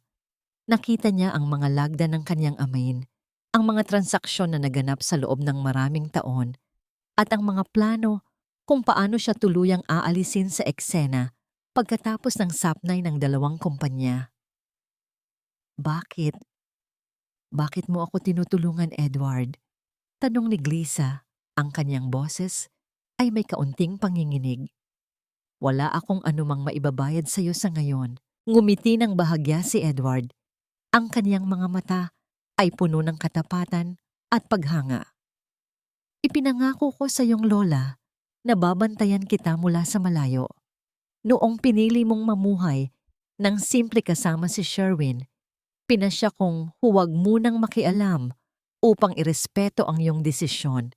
Ngunit nang makita ko kung paano kanila tratuhin at nang malaman ko ang mga plano ni Robert, alam kong hindi ko na maaaring manatiling tahimik. Karapat-dapat kang maupo sa trono ng iyong pamilya, Gliza, at narito ako upang maging iyong sandigan. Habang nagsasalita si Edward, napansin ng kaniyang matalas na paningin ang isang maliit na pasa sa pulso ni Gliza, ang bakas ng marahas na pagkakahawak ni Sherwin noong nakaraang gabi. Walang anumang pasabi. Kumuha si Edward ng isang malinis at puting panyo mula sa kanyang bulsa at dahan-dahang inabot ito kay Gliza. Ang kanyang daliri ay bahagyang dumampi sa balat ng babae nang may labis na pag-iingat, tila ba nag-aalala na baka masaktan pa ito lalo. Ang mga sugat na yan ay hindi ang katapusan ng iyong kwento, Gliza. Pabulong at seryosong wika ni Edward habang nakatitig sa kanyang mga mata. Iyan ang mga huling bakas ng iyong kahapon. Mula ngayon, sisiguraduhin kong walang sinuman ang makahawak sa iyo nang may kawalan ng paggalang. Naramdaman ni Gliza ang isang kakaibang pakiramdam ng seguridad na matagal nang nawala sa kaniyang buhay. Ang simpleng pag-aalaga at paggalang ni Edward ay nagpaalala sa kaniya na siya ay isang donya, isang reyna na hindi dapat yuyuko sa harap ng mga magnanakaw. Salamat, Edward, bulong ni Gliza habang hinahawakan ng panyo. Ipinangako ko na hindi ko sasayangin ang tulong mo. Bago ka umalis, dugtong ni Edward, kailangan mong malaman na ang taong nagbigay sa iyo ng code ng silid-pulugan ay ang sariling kalihim ni Robert Monteverde. Hindi lahat ng nakapaligid sa amain mo ay tapat sa kanya. Mayroon tayong mga mata at tainga sa loob ng kanyang kuta.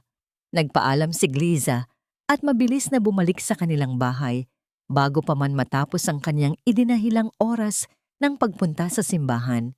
Dahan-dahan niyang binuksan ang pinto ng bahay at humakbang papasok sa sala. Ngunit bago pa man niya maihakbang ang kanyang pangalawang paa, ang liwanag ng sala ay biglang bumukas. Nakatayo sa gitna ng sala si Sherwin, madilim ang muka at may hawak na isang telepono, ang sariling telepono ni Gliza na kaniyang naiwan sa ibabaw ng lamesa sa kaniyang pagmamadali kanina. Ang kaniyang asawa ay nakatitig sa kanya nang may nanlilisik na mga mata, habang si Rian naman ay nakasandal sa pinto ng kusina. May nakakalulokong nangiti sa kaniyang mga labi. Ipinakita ni Sherwin ang screen ng telepono sa harap ng mukha ni Gliza kung saan nakabukas ang isang mensahe mula sa isang hindi kilalang numero na naglalaman ng pangalang Edward Sterling at ang mga salitang Monteverde Group. Sino si Edward, Gliza? Galit na sigaw ni Sherwin habang marahas na hinahawakan ang kaniyang panga. At bakit may mensahe ka galing sa kanya tungkol sa Monteverde Group? Niloloko mo ba ako? May kalaguyo ka ba sa labas habang ako ay nagpapakapagod para sa bahay na to? Niloloko mo ba ako, Gliza? Sino ang lalaking to at bakit kanya pinapadalhan ng mensahe? Ang masakit na pagkakahawak ni Sherwin sa kaniyang panga ay lalong humigpit na naging dahilan upang mapilitan si Gliza na tignan ang nanlilisik na mga mata ng kaniyang asawa. Sa likod nito, si Rian ay nakasandal sa counter ng kusina, dahan-dahang humihit-hit ng kaniyang inumin habang may nakakalokong nangiti sa kaniyang mga labi. Ramdam ni Gliza ang bawat pako ng sakit na dumadaloy sa kaniyang muka, ngunit ang kaniyang isipan ay nanatiling kasing lamig ng yelo. Alam niyang ito ang pinakamahalagang sandali ng kaniyang pagpapanggap. Kailangan niyang maglatag ng isang pain na hindi kayang tanggihan ng kasakiman ni Sherwin. Sherwin, nasasaktan ako. Pipakinggan mo muna ako. Umiiyak na pakiusap ni Gliza, hinahayaan ang mga luha na dahan-dahang umagos sa kanyang mga pisngi. Hindi kita niloloko. Ginawa ko yan para sa'yo. Para sa kumpanya mo. Napakunot ang noo ni Sherwin, ngunit hindi pa rin nito binibitawan ang kaniyang pagkakahawak. Para sa kumpanya ko? Huwag mo akong lokohin, Gliza. Paano naging para sa kumpanya ko ang mensahe ng lalaking to? Si Edward Sterling. Patuloy ni Gliza habang pilit na humihinga ng malalim. Siya ay kinatawan ng isang malaking pondo mula sa Switzerland. Nalaman niya ang tungkol sa lupa natin sa Batangas mula sa mga lumang talaan ng aking lola. Lumapit siya sa akin dahil nais niyang bilhin ang lupang iyon sa halagang doble kaysa sa inaalok mo sa kumpanya mo. Napatigil si Sherwin. Ang galit sa kanyang mga mata ay dahan-dahang napalitan ng isang kakaibang liwanag. Ang liwanag ng kasakiman. Ang kanyang pagkakahawak sa panga ni Gliza ay dahan-dahang lumuwag hanggang sa tuluyan na niyang ibaba ang kanyang kamay. Doble ang halaga. Pag-uulit ni Sherwin ang kanyang boses ay biglang nawalan ng bagsik at napalitan ng matinding interes. Seryoso ka ba riyan, Gliza? Oo, Sherwin, sagot ni Gliza habang hinahawakan ang kanyang nasaktang muka. Kaya ko itinago sa iyo noong una dahil nais kitang is-surprise. Nais kong patunayan sa iyo na may silbi ako bilang asawa mo. Kung ibebenta natin ang lupa kay Sterling sa gabi ng gala, magkakaroon ang SM Builders ng sapat na pondo upang hindi na natin kailanganin ang tulong ni Direktor Emilio Alfonso. Sandali lang, Sherwin. Singit ni Rian habang naglalakad lapit sa kanila. Ang kaniyang mga mata ay puno ng hinala. Bakit sa kanya lumapit ang banyagang yan? Paano niya nalaman ang contact number ng isang katulong na tulad ni Gliza? Dahil ang lupa sa Batangas ay nakarehistro pa rin sa pangalan ng aking lola na si Victoria. Mabilis na paliwanag ni Gliza, pinapanatili ang kanyang mukha na puno ng takot. Nagsagawa sila ng pagsusuri sa titulo at nakita ang aking pangalan bilang natitirang kamag-anak sa mga lumang record. Tinawagan niya ako, ngunit sinabi ko sa kanya na hindi ako pipirma ng anumang kontrata kung wala ang aking asawa na si Sherwin. Iyan ang dahilan kung bakit pinirmahan ko ang mga papeles mo kahapon dahil alam kong makukuha natin ang pera mula kay Sterling sa susunod na linggo. Kinuha ni Sherwin ang folder ng mga papeles na may pirma ni Gliza na nakalagay sa ibabaw ng lamesa. Tinitigan niya ang pirma nito, ang pirma na may lihim na lamat na hindi niya napansin at napangiti ng napakalapad. Tumingin siya kay Rian na may kasamang malaking kagalakan. Babe, narinig mo yon? Doble ang halaga. Wika ni Sherwin, tuluyan ng naloko ng kanyang sariling kasakiman. Kung makukuha natin ang pondong yan mula kay Sterling sa gabi ng gala, hindi lang natin maililigtas ang SM Builders, kundi tuluyan na nating mapapaluhod ang board ng Monteverde. At sinabi rin niya, dugtong pa ni Gliza, na nais niyang pirmahan ang opisyal na kasunduan ng pagbebenta sa gabi ng Grand Gala ng Monteverde Group sa susunod na linggo sa harap ng lahat ng mga miyembro ng board upang masiguro na ang transaksyon ay legal at malinis.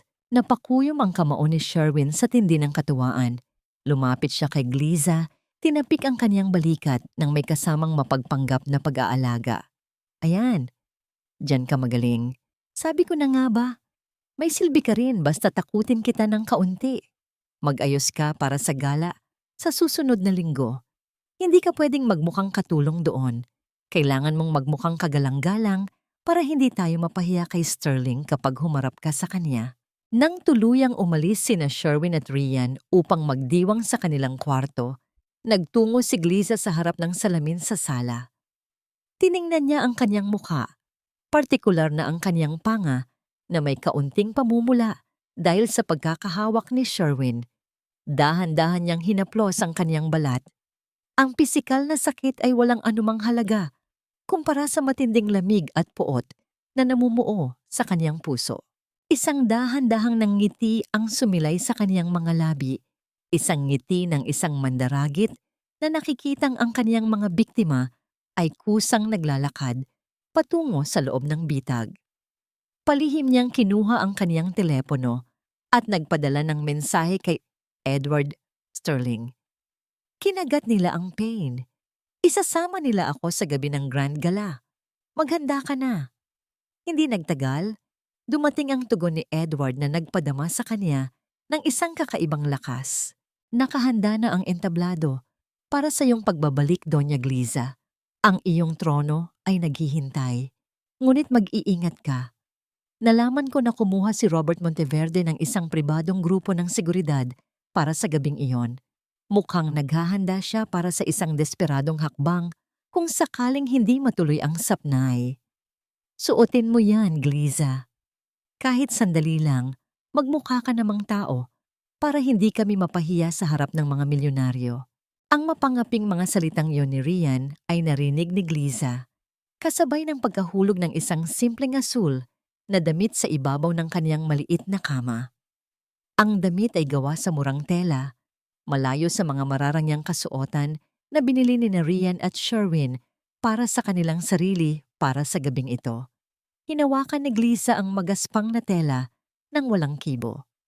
Ang kanyang mga kaaway ay walang anumang hinala na sa loob ng isang pribadong silid sa marangyang hotel kung saan gaganapin ang gala ay naghihintay ang isang napakagandang kasuotan na gawa sa pinakamahusay na sutla na maingat na inihanda ni Attorney Flores para sa kaniyang opisyal na pagbabalik.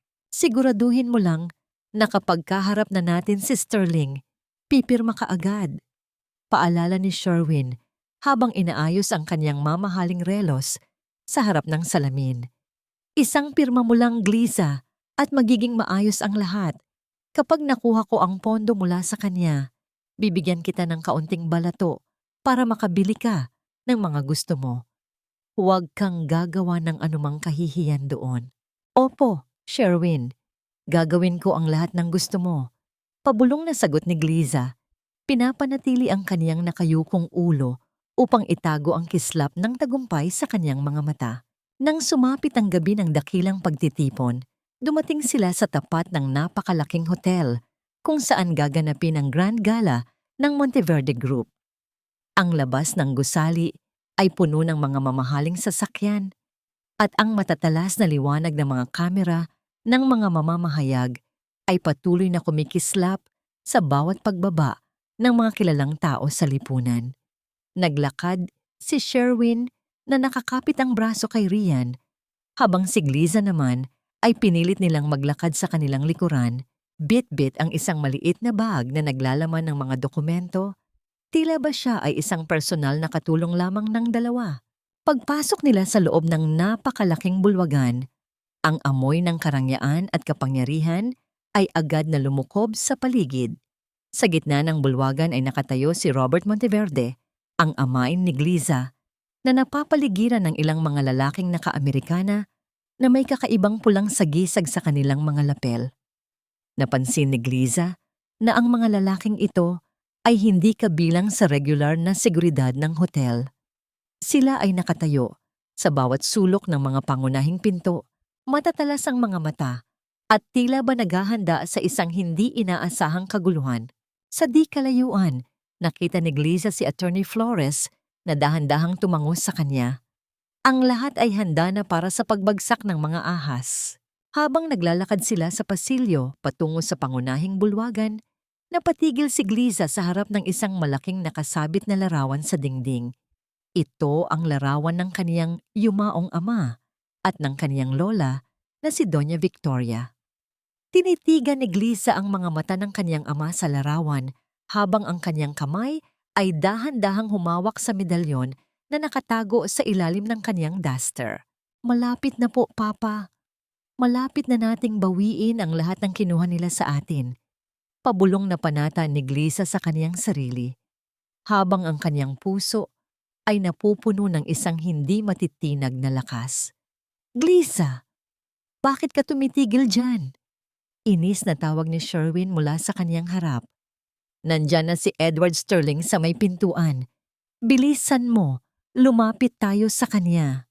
Mabilis na naglakad si Sherwin kasama si Rian patungo sa may pintuan kung saan kakapasok pa lamang ng isang matangkad at napakagwapong lalaki na nakasuot ng isang formal at napakarangyang itim na Amerikana.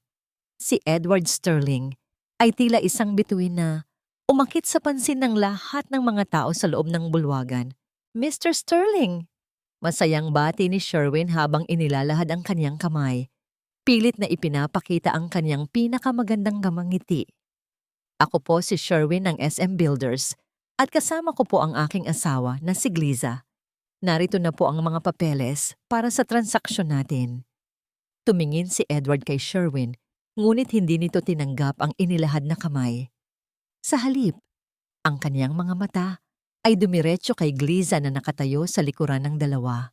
Sa harap ng lahat ng mga mamamahayag, sa harap ng mga miyembro ng board ng Monteverde At sa harap ng naguguluhang mukha ni na Sherwin at Rian, dahan-dahang humakbang si Edward Sterling lapit kay Gliza. Yumukod siya ng napakalalim bilang tanda ng pinakamataas na paggalang. Kinuha ang kamay ni Gliza at dahan-dahan itong nilaro sa kanyang palad. Magandang gabi, Doña Gliza Monteverde.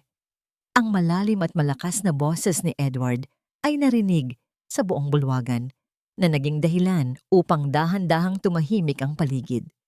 Sa wakas, nagkita rin tayo sa loob ng iyong sariling kaharian. Nanginig ang buong katawan ni Sherwin habang ang hawak na baso ng alak ni Rian ay dahan-dahang nanginginig sa kaniyang kamay. Ang mga tao sa paligid ay nagsimulang magbulungan habang si Robert Monteverde na nakatayo sa gitna ng bulwagan ay dahan-dahang lumingon patungo sa kanila. Ang kanyang mukha ay napuno ng matinding gulat at pangamba. Mr. Sterling, baka nagkakamali po kayo. Asawa ko po siya. Si Gliza. Isang simpleng probinsyana. Hindi po siya si Doña Gliza Monteverde. Ang nanginginig na boses ni Sherwin ay umaling-awngaw sa gitna ng bulong-bulungan ng mga panauhin. Pilit niyang hinila ang braso ni Gliza. Ang kanyang mukha ay basang-basa ng malamig na pawis habang pilit na pinatutunog na isang biro ang buong sitwasyon. Sa kaniyang tabi, si Rian ay nakatayo na tila ba isang estatwang bato. Ang kaniyang bibig ay bahagyang nakabukas sa tindi ng hilakbot habang ang kaniyang mga mata ay pabalik-balik sa pagitan ng makapangyarihang tindig ni Edward Sterling at sa malamig na mukha ng babaeng itinuring niyang katulong sa loob ng maraming taon. Hindi pinansin ni Edward ang mga sinabi ni Sherwin. Sa halip, ibinaling niya ang kanyang ulo at sumenyas sa dalawang babaeng nakasuot ng formal na kasuotan na nakatayo sa di kalayuan. Lumapit ang mga ito bit-bit ang isang napapakaganda at marangyang itim na kasuotan na gawa sa mamahaling sutla na may burda ng mga gintong sinulid. Ang tunay na reyna ay hindi nababagay sa murang tela na ibinigay ng mga magnanakaw. Malamig na wika ni Edward habang nakatitig ng diretso sa nangangatog na mga tuhod ni Sherwin. At ang kaniyang trono ay hindi kailanman maaagaw ng mga taong nabubuhay lamang sa kaniyang mga tira-tirang biyaya. Anong ibig sabihin nito? Ang galit at naguguluhang boses ni Robert Monteverde ay narinig habang mabilis itong naglalakad patungo sa kanila, napapaligiran ng kaniyang sariling mga tauhan na may pulang sagisag. Edward Sterling, bakit mo tinatawag na Monteverde ang babaeng yan? Patay na ang aking pamangkin na si Gliza. May hawak kaming opisyal na dokumento mula sa ospital. Dahan-dahang humarap si Gliza sa kaniyang amain. Ang kaniyang boses, na dati ay pabulong, mahina, at puno ng takot, ay biglang naging malakas, matatag, at puno ng awtoridad na gumising sa katahimikan ng buong bulwagan. Buhay ako, Tito Robert. Malamig na pahayag ni Gliza habang tinatitigan ang natitigilang mukha ng kaniyang amain. At ang aking kamatayan ay isang malaking kasinungalingan na binuo mo kasama si Direktor Emilio Alfonso upang nakawin ang imperyo na ipinundar ng aking ama at ng aking lola. Humakbang papasok sa gitna si Attorney Flores, hawak ang makapal na folder na kaniyang binuksan sa harap ng lahat ng mga miyembro ng board na kasalukuyang nakatingin sa kanila ng may matinding takot. Narito ang mga ebidensya ng malawakang pagnanakaw at paglilipat ng pondo na ginawa ni Robert Monteverde patungo sa kumpanya ni Sherwin, ang SM Builders. Malakas na pahayag ng abogado. Kasama rin dito ang mga dokumento ng pagbayad sa isang tiwaling opisyal upang gawan ng pekeng sertipiko ng kamatayan si Doña Gliza. Isang napakalaking bulong-bulungan ang sumabog sa buong bulwagan. Ang mga miyembro ng board ay isa-isang napaatras, pilit na inilalayo ang kanilang mga sarili kay Robert. Nanginig ang buong katawan ni Sherwin nang mapagtanto ang kaniyang napakalaking pagkakamali. Ang babaeng kaniyang binugbog, ang asawang kaniyang minaliit, at ang taong pinakain niya ng mga tira-tirang pagkain ay ang nag-iisang may-ari ng buong imperyo ng Monteverde Group. Ang kumpanyang kaniyang pinapangarap na pagsaniban upang iligtas ang kaniyang sariling buhay. Gliza! Baby!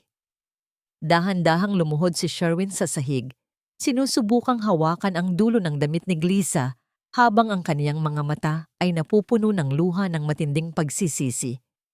Niloko lang ako ni Rian. Sila ni Robert ang nagplano ng lahat ng ito. Mahal kita, Gliza. Ginawa ko lang ang lahat para sa ating dalawa. Sinungaling ka, Sherwin. Hysterical na sigaw ni Rian habang itinuturo ang kaniyang kasosyo. Ikaw ang lumapit sa akin. Ikaw ang nagsabing gusto mong nakawin ang ari-arian ng asawa mo dahil sawa ka na sa kaniyang pagiging probinsyana. Tiningnan sila ni Gliza mula sa kaniyang pagkakatayo. Ang kaniyang mga kamay ay malinis, walang anumang mantsa ng dumi ng kusina.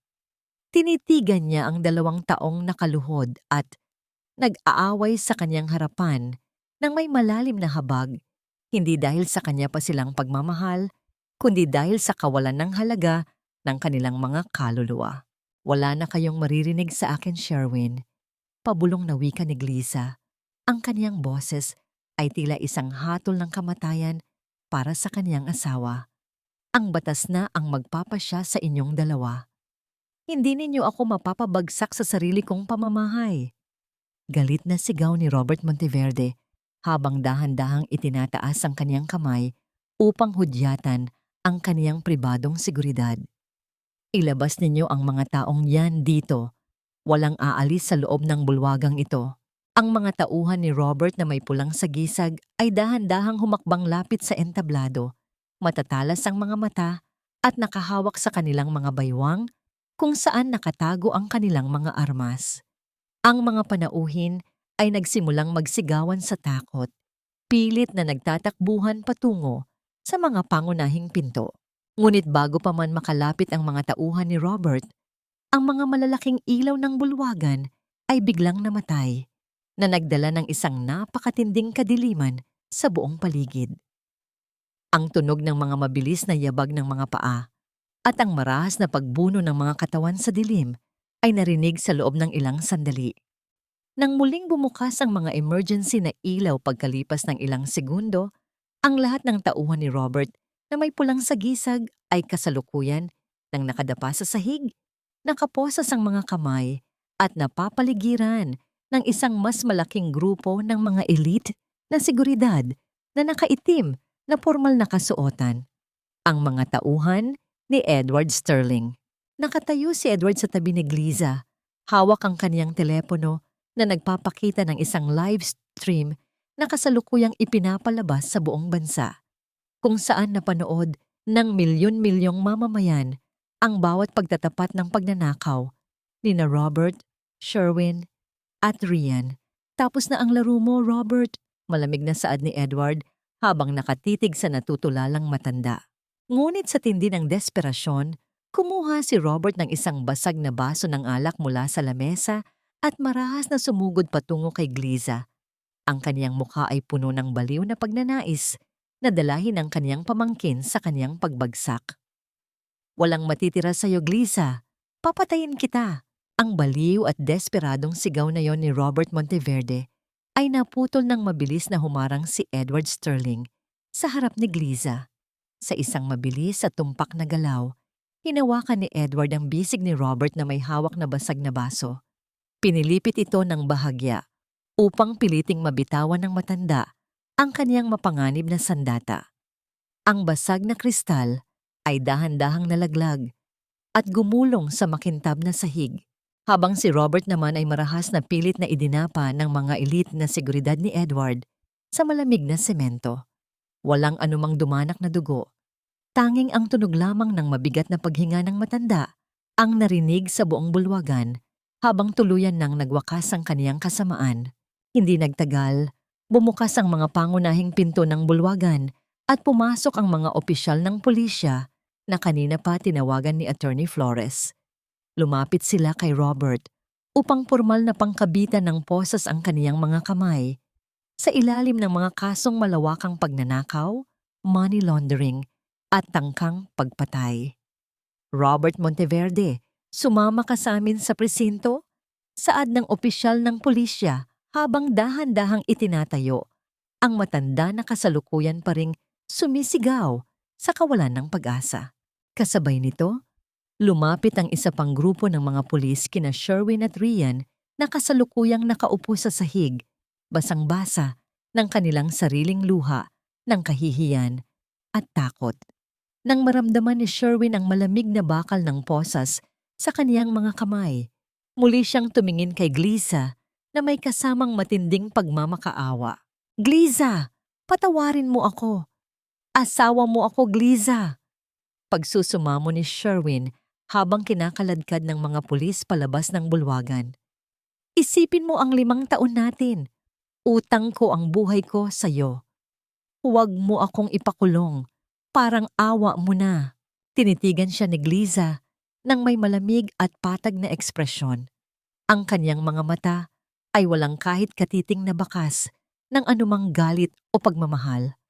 Ang kanyang 5 taon ng pagtitiis ay sapat na upang tuluyan ng patayin ang anumang nararamdaman niya para sa lalaking ito. Hindi siya nagsalita, hindi rin siya gumalaw upang tulungan ito. Hinayaan niya ang batas na tuluyan ng tapusin ang kwento ng kaniyang asawa. "Sinungaling ka, Sherwin!" Hysterical pa ring sigaw ni Rian habang kinakaladkad din siya ng mga pulis.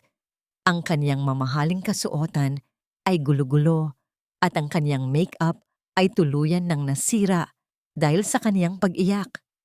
"Kasalanan mo ang lahat ng ito. Kung hindi dahil sa kasakiman mo, hindi ako magiging ganito." Nang tuluyan ng mailabas ang mga nagtaksil, dahan-dahang lumingon si Gliza sa mga natitirang miyembro ng board ng Monteverde Group na kasalukuyang nakayuko sa kanya bilang tanda ng kanilang matinding pagsisisi at paghingi ng paumanhin. "Hihingi kami ng paumanhin, Doña Gliza." Pabulong na wika ng isa sa pinakamatandang miyembro ng board. "Nalinlang kami ni Robert. Handa kaming sumunod sa bawat utos mo mula ngayon. Ang kumpanya ng aking pamilya ay muling lilinisin." Matatag na pahayag ni Gliza habang dahan-dahang lumalapit sa podium sa gitna ng entablado.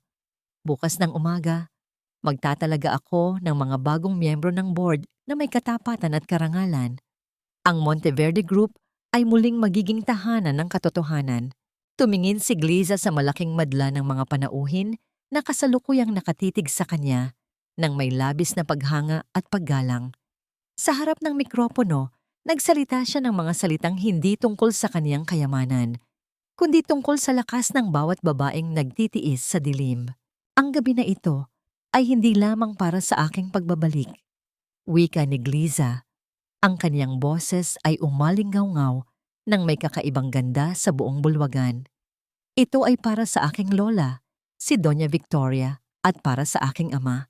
Ito ay patunay na kahit gaano kahaba ang gabi ng pagtitiis, ang liwanag ng katotohanan ay palaging sisikat upang bawiin ang karangalan na nararapat para sa atin." Nang matapos ang opisyal na pagtitipon at tuluyan ng umalis ang mga panauhin, lumabas si Gliza patungo sa balkonahe ng bulwagan, pinapanood ang magagandang ilaw ng lungsod ng Maynila mula sa itaas. Ang malamig na hangin ng gabi ay dahan-dahang humalik sa kanyang pisngi na nagbigay sa kanya ng pakiramdam ng tunay na paglaya. Isang mainit na Amerikana ang dahan-dahang ipinatong ni Edward Sterling sa kaniyang mga balikat upang protektahan siya mula sa lamig ng gabi. Lumapit si Edward sa kaniyang tabi, pinapanood din ang magandang tanawin. "Nagawa mo, Doña Gliza?" Pabulong na wika ni Edward habang nakangiti sa kanya. "Nabawi mo ang iyong kaharian, ngunit ang iyong paglalakbay patungo sa paghilom ng iyong puso ay nagsisimula pa lamang at nais kong makasama ka sa bawat hakbang ng paglalakbay na iyon." Tumingin si Gliza sa kanya at sa kauna-unahang pagkakataon sa loob ng 5 taon, isang tunay at magandang banangiti ang sumilay sa kaniyang mga labi. Isang ngiti na puno ng bagong pag-asa. Ngunit bago pa man makapagsalita si Gliza, mabilis na lumapit sa kanila si Attorney Flores na may kasamang matinding pag-aalala sa kaniyang mukha. "Doña Gliza, may nakita kaming isang lihim na sulat sa loob ng opisina ni Robert na iniwan niya bago siya maaresto. Ito ay isang pagtatapat at nakasulat dito na ang pagkamatay ng iyong ama 5 taon na ang nakalilipas ay hindi isang aksidente. Ang bawat sugat na iniwan ng kahapon ay hindi natanda ng aking kahinaan, kundi mga gintong guhit ng aking pagbangon.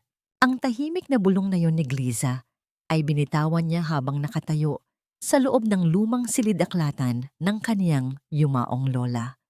Sa labas ng malaking bintana, ang umaga ay dahan-dahang sumisikat, naghahatid ng isang ginintuang liwanag sa ibabaw ng lamesa kung saan nakalatag ang 2 pinakamahalagang papel ng kaniyang buhay. Ang liham ng pagtatapat ni Robert tungkol sa kaniyang ama at ang formal na kasunduan ng kaniyang liyasyon o pagpapawalang bisa ng kasal kay Sherwin. Sa tulong ng sulat ni Robert, formal nang napatunayan ng mga awtoridad na ang aksidente ng kanyang ama, 5 taon na ang nakalilipas, ay sadyang pinagplanuhan ng kaniyang amain upang maagaw ang kapangyarihan sa kumpanya. Dahil sa bagong ebidensya na ito, si Robert Monteverde ay haharap sa habambuhay na pagkakabilanggo nang walang anumang pagkakataon na makalabas pa. Habang binabasa ni Gliza ang bawat detalye, naramdaman niya ang isang napakabigat na pasanin na dahan-dahang naalis sa kaniyang dibdib. Ang kaniyang ama ay sa wakas ay nakakuha na ng hustisya at ang kaniyang kaluluwa ay maaari ng mamahinga ng may kapayapaan. Tumingin siya kay Attorney Flores na nakatayo sa kaniyang tabi na may kasamang malambot na ngiti. Kinuha ni Gliza ang kaniyang panulat at sa isang matatag at walang pag-aalinlangang galaw, nilagdaan niya ang mga papel ng liyasyon. Sa bawat guhit ng kaniyang panulat sa papel, naramdaman niya ang tuluyang pagputol ng huling kadena na nag-uugnay sa kanya kay Sherwin. Ang kaniyang 5 taon ng pagiging preso sa sarili niyang buhay ay opisyal nang nagtapos. Pagkatapos ng ilang araw, formal na inilunsad ni Gliza ang kalinga ng Monteverde, isang malaking pundasyon na kaniyang itinayo gamit ang isang bahagi ng kaniyang malaking mana na naglalayong magbigay ng proteksyon, legal na tulong at bagong simula para sa mga kababaihang nakaranas ng pang-aabuso at bauhan sa loob ng pamilya.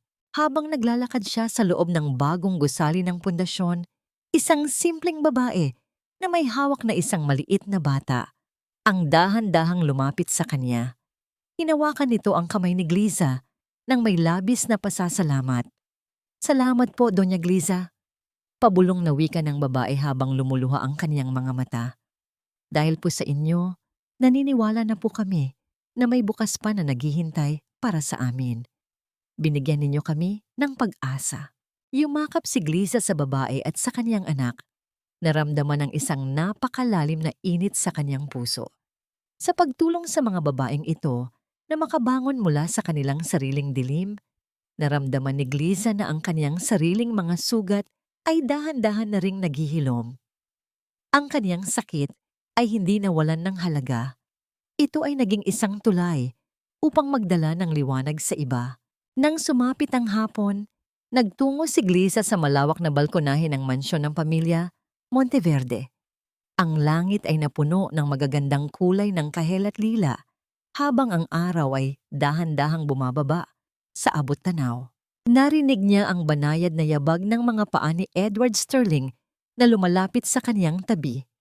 Hindi nagsalita si Edward, tila ba sapat na ang kaniyang presensya upang magdala ng kapayapaan sa paligid. Dahan-dahang inabot ni Edward ang kaniyang kamay at hinawakan ang mga daliri ni Gliza. Ang kaniyang hawak ay napakainit, puno ng pag-aalaga at labis na paggalang na matagal nang hinahanap ng kabilang panig ng kaniyang puso. Inilapit ni Gliza ang kaniyang sarili at dahan-dahang isandal ang kaniyang ulo sa balikat ni Edward, habang ang kamay ng lalaki ay dahan-dahang pumulupot sa kaniyang baywang upang bigyan siya ng init sa malamig na hangin ng hapon. "Hindi ka na muling mag-iisa sa dulo ng bawat bagyo, Gliza?" Pabulong na panata ni Edward habang dahan-dahang hinahalikan ang kaniyang buhok. Ang bawat kabanata ng iyong buhay mula ngayon ay susulatin natin ng magkasama, ng may pagmamahal at kapayapaan. Tumingin si Gliza sa malawak na langit, ramdam ang mabagal at payapang tibok ng kaniyang sariling puso. Ang mahabang gabi ng kaniyang buhay ay tuluyan ng natapos at sa harap niya ay nakalatag ang isang magandang umaga na puno ng bagong pag-asa at wagas na pag-ibig. Lumipas ang isang taon na tila ba isang banayad na agos ng ilog na dahan-dahang naghugas sa bawat bakas ng putik at pighati mula sa nakaraan. Ang bulwagan ng Monteverde Group ay hindi na binalot ng takot at kasakiman. Ito ay naging isang simbolo ng pag-asa at bagong simula sa ilalim ng pamumuno ni Doña Gliza. Sa bawat sulok ng kaniyang tanggapan, ang mga bulaklak ng sariwang sampagwita ay nakalatag, naghahatid ng bango ng tunay na paglaya at hindi na ng mga tuyong alaala ng kasinungalingan. Madalas siyang tanungin ni Attorney Flores kung napatawad na ba niya ang kaniyang asawang si Sherwin at ang kaniyang amay na si Robert na kasalukuyang nagdurusa sa loob ng rehas ng bilangguan. Sa bawat pagkakataon na marinig ang kaniyang nakaraan, isang banayad na ngiti lamang ang sumisilay sa mga labi ni Gliza. Para sa kanya, ang tunay na pagpapatawad ay hindi nangangahulugang bibigyan mo ng panibagong pagkakataon ang mga taong sumira sa iyong pagkatao. Ang tunay na pagpapatawad ay ang pagpapalaya sa sarili mong puso mula sa mabigat na gahapos ng galit at puot. Hinayaan niya ang batas at ang tadhana na magpatupad ng hustisya habang kaniyang piniling ibigay ang kaniyang sarili sa kapayapaan at sa pagtulong sa mga nangangailangan. Sa wakas, nahanap na ni Gliza ang tunay na binyen sa kaniyang buhay. Ang kaniyang gabi ay hindi na pinupuno ng mga bangungot, ng mga pasigaw na utos at mararahas na pagtulak. Ang kaniyang bawat umaga ay dahan-dahang binubuksan ng banayad na sikat ng araw at ng malambot na hawak ng kamay ni Edward Sterling. Sa piling ni Edward, nalaman niya na ang tunay na pag-ibig ay hindi humihingi ng bulag na pagsunod o pagpapakumbaba na tila ba ikaw ay walang halaga. Ang tunay na pag-ibig ay binuo sa ibabaw ng malalim na paggalang, pagpapahalaga, at pagiging karamay sa bawat hakbang ng buhay. Ang kwentong ito ay nag-iwan ng isang napakahalagang aral para sa bawat kababaihan na kasalukuyang nakikinig. Tandaan ninyo na ang inyong halaga ay hindi itinatakda ng kung paano kayo tratuhin ng ibang tao, maging ng inyong sariling asawa o pamilya. Kayo ay may sariling ningning na hindi kailanman maaring patayin ng anumang dilim.